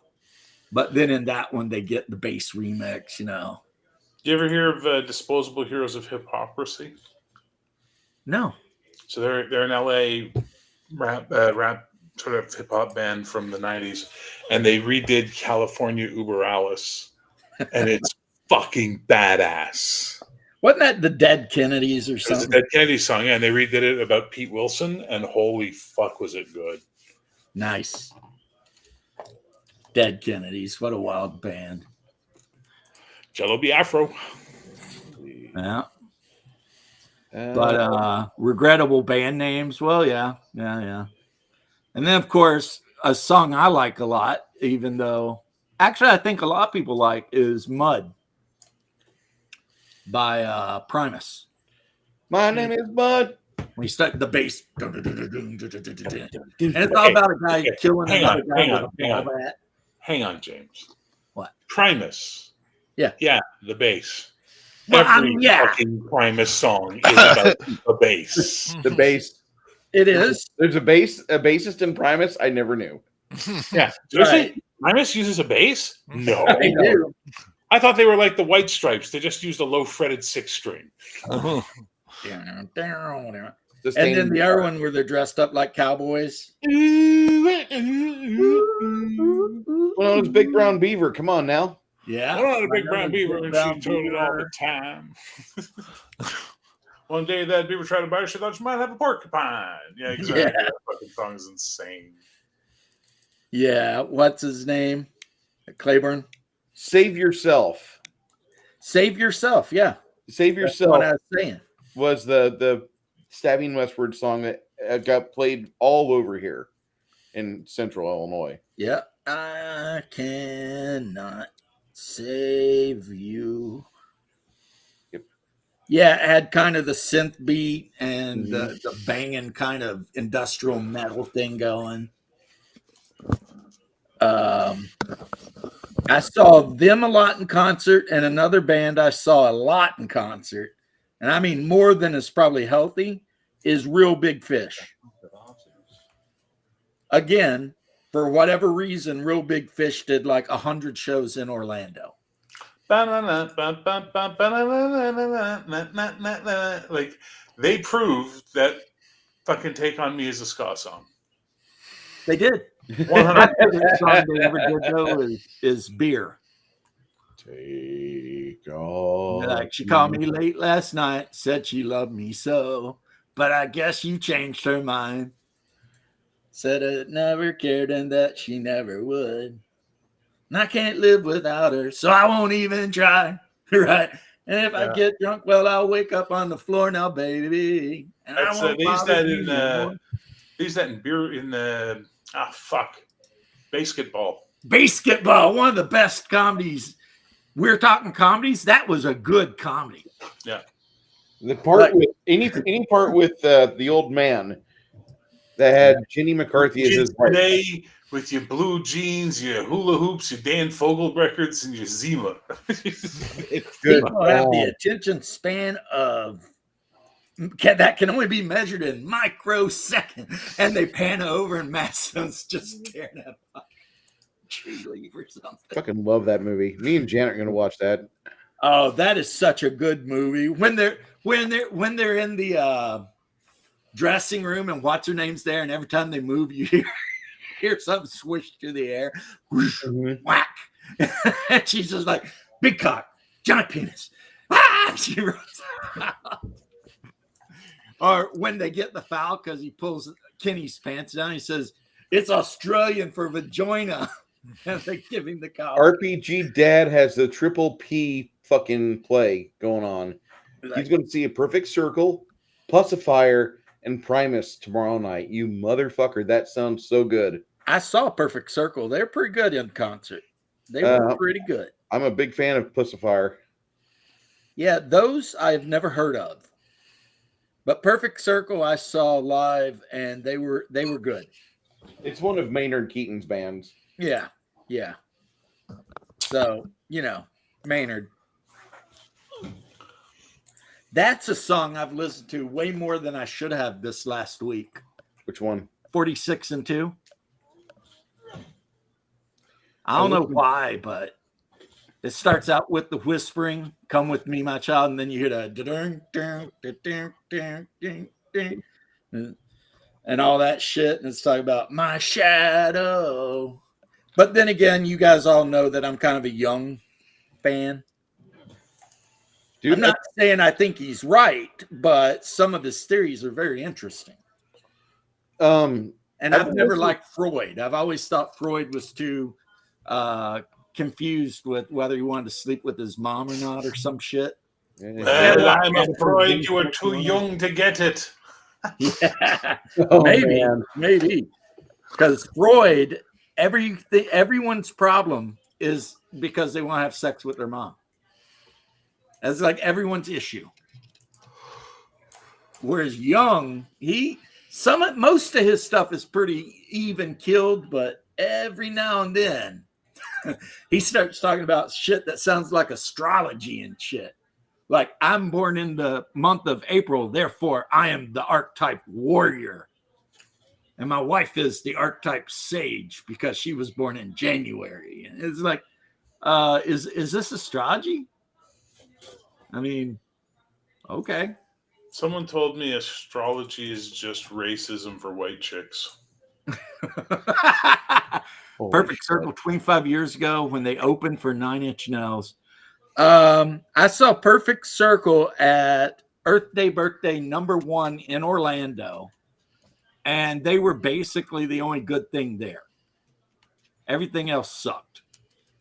And as soon as they got done playing, we left because it was in a abandoned Winn-Dixie, and they had set the whole place up like in the parking lot.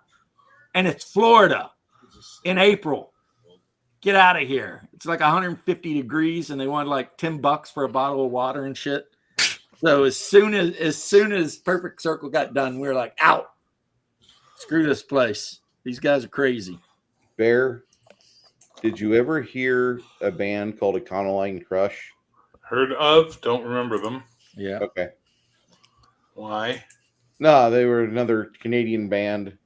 Dude, there's lots of Canadian bands. Doesn't mean I know them all. Jesus Christ. They're big in the 90s. I also don't know your friend Kevin from Oshawa. Yeah, right. I was getting ready to do that. I was like, hey, Bear, I had a buddy that lived in Calgary. Do you know? No, I don't. Oh, wait. Yes, I do. All Canadians know each other. Asshole. It's like, all Canadians know every other Canadian. Yeah, that's what we want to do now as this people, right? Whenever we're somewhere, it goes, oh, hey, you're from Canada. Oh, I got a buddy named Steve from Oshawa. Do you know him? Steve from Oshawa? What a prick. That guy's a son of a bitch. I know that guy. He's a scumbag. Give me some fucking, he says he's going to give me some beer, some Elsinore beer, but I never have received it. Steve, the guy with the kitty diddling charges. One of the greatest classic rock songs from way back in the day, though, was a Canadian band. American Woman, Stay Away From Me. No, screw that. That's a Canadian song. That guy can fuck off. Deep Purple sucks. Not Deep Purple. That's fucking the band. That's the Guess Who. It's the Guess Who. Whoever it is, they still suck. Wow. No, I'm talking the guy about who likes Nickelback.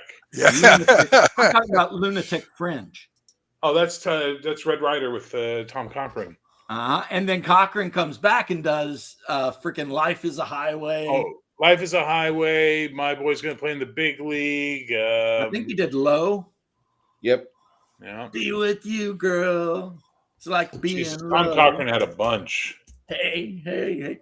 But I mean, Lunatic Fringe, when you're driving on the interstate from one place to Dude. another and that song would come on. Have you ever heard? Oh, yeah. Have you ever heard Tom Cochran, "Boy Inside the Man"? No. That song, I recommend all of you Americans Google it because you didn't hear it because it was only a hit in Canada, and listen to it. It's probably literally his best fucking song. It's so good. What song is it again? "Boy Inside the Man" by Tom Cochran. Okay. Lunatic Fringe. Now, did you guys get Gowan down in the States, or did you guys sleep on Gowan? Sleep. I don't Doesn't sound remember familiar. that. So you don't know "Strange Animal," "Criminal Mind"? No. Oh, you guys missed out on such good stuff. Now, Strange Animal, I've heard the song, but only Yeah, because Louder with Crowder uses it. Crowder uses it for some Of course. reason. But I think he's Canadian originally Yeah, I can't stand that guy. before he moves to America. Not the only one there, buddy. We'll give Wasn't him he back from to you. Toronto or something? I think No, he's from Montreal, same city. Montreal. So he's one of your boys. No, it's not mine. I take no credit. I take no responsibility for Stephen fucking Crowder. Yeah, but when you said Strange Animal, I mean, it was like, I think I've heard Strange Animal. You're a strange animal. That's what I know. It's a good song. Come on. Any song that has Latin in it, come on. Ooh, I'm in the spiritus. It's like, come on. That's fucking dope. It's dope as shit. Yeah, there was another like one hit wonder song out there, but it was like Latin. It like the video was like some girl finding a cross in a mountain. It was like Domine, Domine, Domine. I don't know The that. whole song was just like a weird Latin-like song. And then, of course, Sadness. Yes. With the Gregarian chant and shit. That shit was badass when it came out. No one had ever heard anything like that. Yep. No. Sadness Part 1. Yep.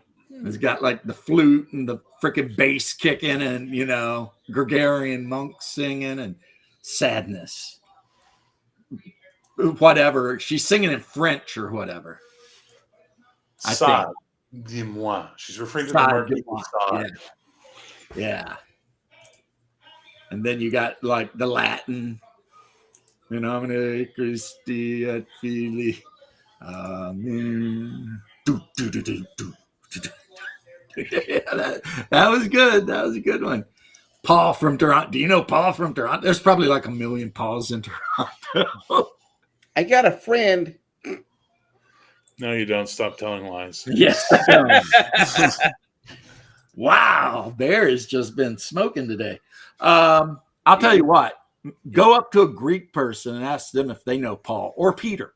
Hey, do you know Nick? Do you know Nick? Oh, yeah. You know Nicholas? Oh. Which one? Like all 50 of them? Nico? You mean Nico or you mean Nicholas? Which one? Nico or Nicholas? Come on. Because like every third male is named Nick. It's like, what are you people? What can you say? The Greeks love their Christmas. They do. They do. Except the Nicholas they're talking about's the one that punched Arian during one of the... Because Arian tried to argue that the Theotokos was something different than doctrine. So St. Nicholas punched him upside the head and went to jail for it. Yeah, that's St. Nicholas of Cappadocia. I got you, joke. Yeah, he's right there. The one on the very bottom, that's St. Nicholas. You can barely see it, but yeah, the one on the bottom, that's St. Nicholas.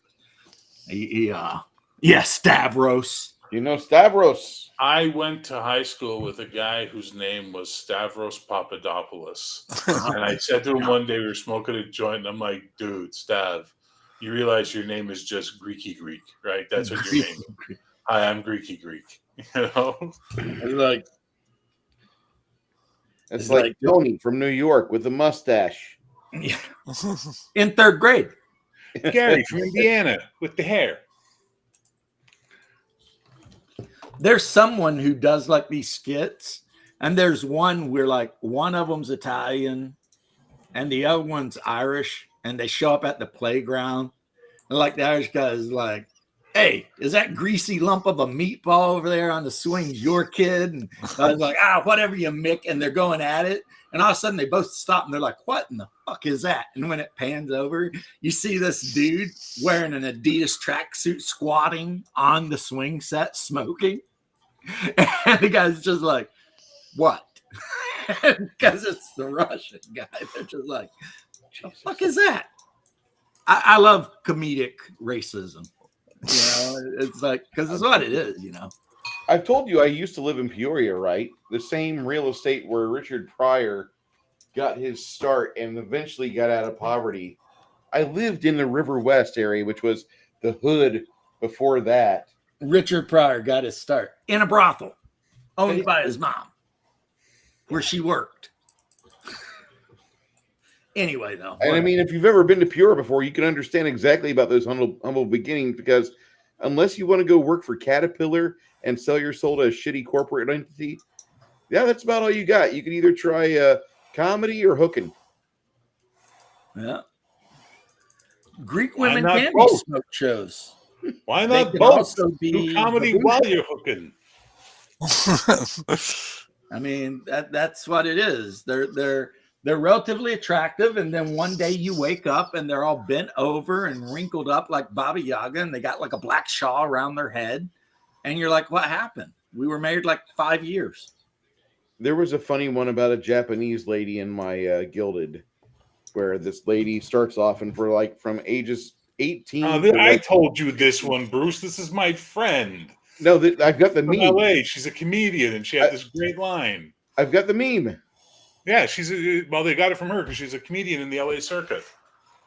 Go ahead, continue. That's fine. No, like from like ages 18 to 60, she does not change. However, at 120 years old, she's like this little short, shriveled raisin. You barely see the top of her head in the meme. So the joke that she used to do was this. She goes, "Asian women, when we're young, we're a delicate flower. When we become mature, we're a timeless beauty. When we become old, Yoda." Oh, Yeah, I saw the one Asian So lady. clearly, between the meme and my friend, this is just a truism of Asian women, apparently. Well, the one I saw was a Chinese woman talking about the difference between marrying a Chinese woman and a Japanese woman. And what she basically said is, you married the Chinese woman, and from the time you were married, she will do nothing but bitch at you. But no matter what happens, she'll never leave. She'll just bitch at you. She's like, Japanese woman, if something happens and you lose your job and get like handicapped, she will push you to the local park and push you into a lake. oh, she does a meme with the wheelchair. Yeah. With the wheelchair. Yeah. Heidi. Yeah. Because she's like, that's just how it is. Like, as soon as you can't like afford her anymore, she's taking your ass out. Oh, what terrible day. Honey, let's go for a walk. Improve morale. Yeah. She's like, meanwhile, the Chinese lady, she'll never leave you, but she'll just bitch nonstop. And I'm like, I don't know if any of that's true. I've never dated an Asian lady unless you count Ojibwa. And I mean, technically, yeah, but not really. Well, we could always ask Max. He'll be on later tonight. No, he won't. No, he's not going to be on, and which means I won't have to try to split my attention between him and Razor Fist. Tonight I got my game, so you won't be there anyway. So enjoy Razor Fist. Oh, I might watch your game if you're going to pull another one like the last one I watched. It won't be. Oh, well, damn. What's the main reason, John, Bear? For what? Why won't your game be like the last one that James watched? Because it's not a D&D game. Oh. He decided to go to easy mode. No, we're playing it's heroic games. Fuck you. Oh, heroic? Okay, that's cool. Yeah. That's cool. I can't talk shit about that. I've watched a couple of those. But like if I'm sitting in I just heard Mr. Roboto on TV from the living room. In fact, let me go because I want to eat before we get started. So, Well, it's been No about one is 2.5 keeping you here, hours. Dad. I think that's about good. Plus, my wife is hovering around, and she's going to make us club sandwiches. Oh, nice. okay. So Bye. Bye, that is everybody. awesome, but to keep Yeah, I got to me go too. I got to get ready for the alive, game. So yeah. to keep me alive. I think Max is trying to do some writing, so he's taking a little bit of a break from the live stream. For the rest of the year, he said. That could be me completely being full of shit. No, he's basically wants to do writing, and he's going to take the rest of the year off from doing his Friday night show. Well, the reason I said that is no one told me that. I just guessed it. So that's why I added I could be full of shit, though. But when I heard Max wasn't going to do his show anymore for the rest of the year, I was like, he must be writing something. But anyway, yeah, it's late. Everybody wants to eat. So we'll get out of here. Thanks for joining me. I think I hit all the topics I wanted to yell about. And then we had a good time just talking about games and shit, which is awesome because before you guys joined, I was on a freaking roll, just being mean and shit. And then you guys joined and we had a good time and it turned into a positive experience. Front porch. Sorry, won't do that again. Sorry. No, I appreciate it. I appreciate it because, you know, when I get frustrated and then when I'm frustrated enough to actually make a live stream and be like, what in the F? That's not good. That means I've been watching too much news or something. That's fair. And then when you guys get on and we have an argument over best Canadian band or whatever, I mean, that's just enjoyable. That's enjoyable. And who knows, maybe the people watching, they find it enjoyable too. Because I guarantee you, What the whether fuck? you like He it is or live not, right now. I must be crazy because Max is live right now. What? Okay. Well, anyway, we're getting off. Well, early Bryan Adams did kick ass. Fair enough. I'm gonna run to you. Dun, dun, dun. See you, man. Take care, Bruce. Now the poop. Bear, thanks for joining as always. Have a great game tonight. I might see it. And that means you guys might be able to watch Bear running heroic. It is a lot of fun to watch, I think. And I don't even like watching live plays. And so to round out, before I hit the thing, modern misogyny in the West is just men trying to tell women not to do things that will get them killed because they're not physically capable of doing those things. Most of the time, there's always going to be a 6 foot, 3 muscled up chick that can do some shit. And I'll work next to her any day of the week. But if she's 5'1" and can't pull a ladder, I don't want her on the team. 2, Hasan Piker's bullshit supporting Hamas and talking about Palestinian genocide, I think might have been complicit in the murder of the 2 people up there in, I think, D.C. So while I don't think people should be censored, if you running your mouth is getting people killed, maybe people should have a look at you. 3, the genocide of white Boer farmers is a well-known thing that's been going on for a decade plus. So anyone who tries to tell you that shit ain't going on, they're full of shit. And 4, Space Masters, way too complicated. Stick to Traveler or Star Frontiers or Frontier Space. Because, I mean, Rollmaster, if you think Rollmaster's complicated or against the Dark Master or MERPs, Space Master will literally blow your wig off. And all that said, peace and love. And I'll catch you next time I catch you. I know I'm not streaming as much, but I am trying to make more videos. Maybe I'll make a video tonight because I'm trying to kill the main boss, Molnar or whatever up in the mountains. And maybe I'll make a video of that.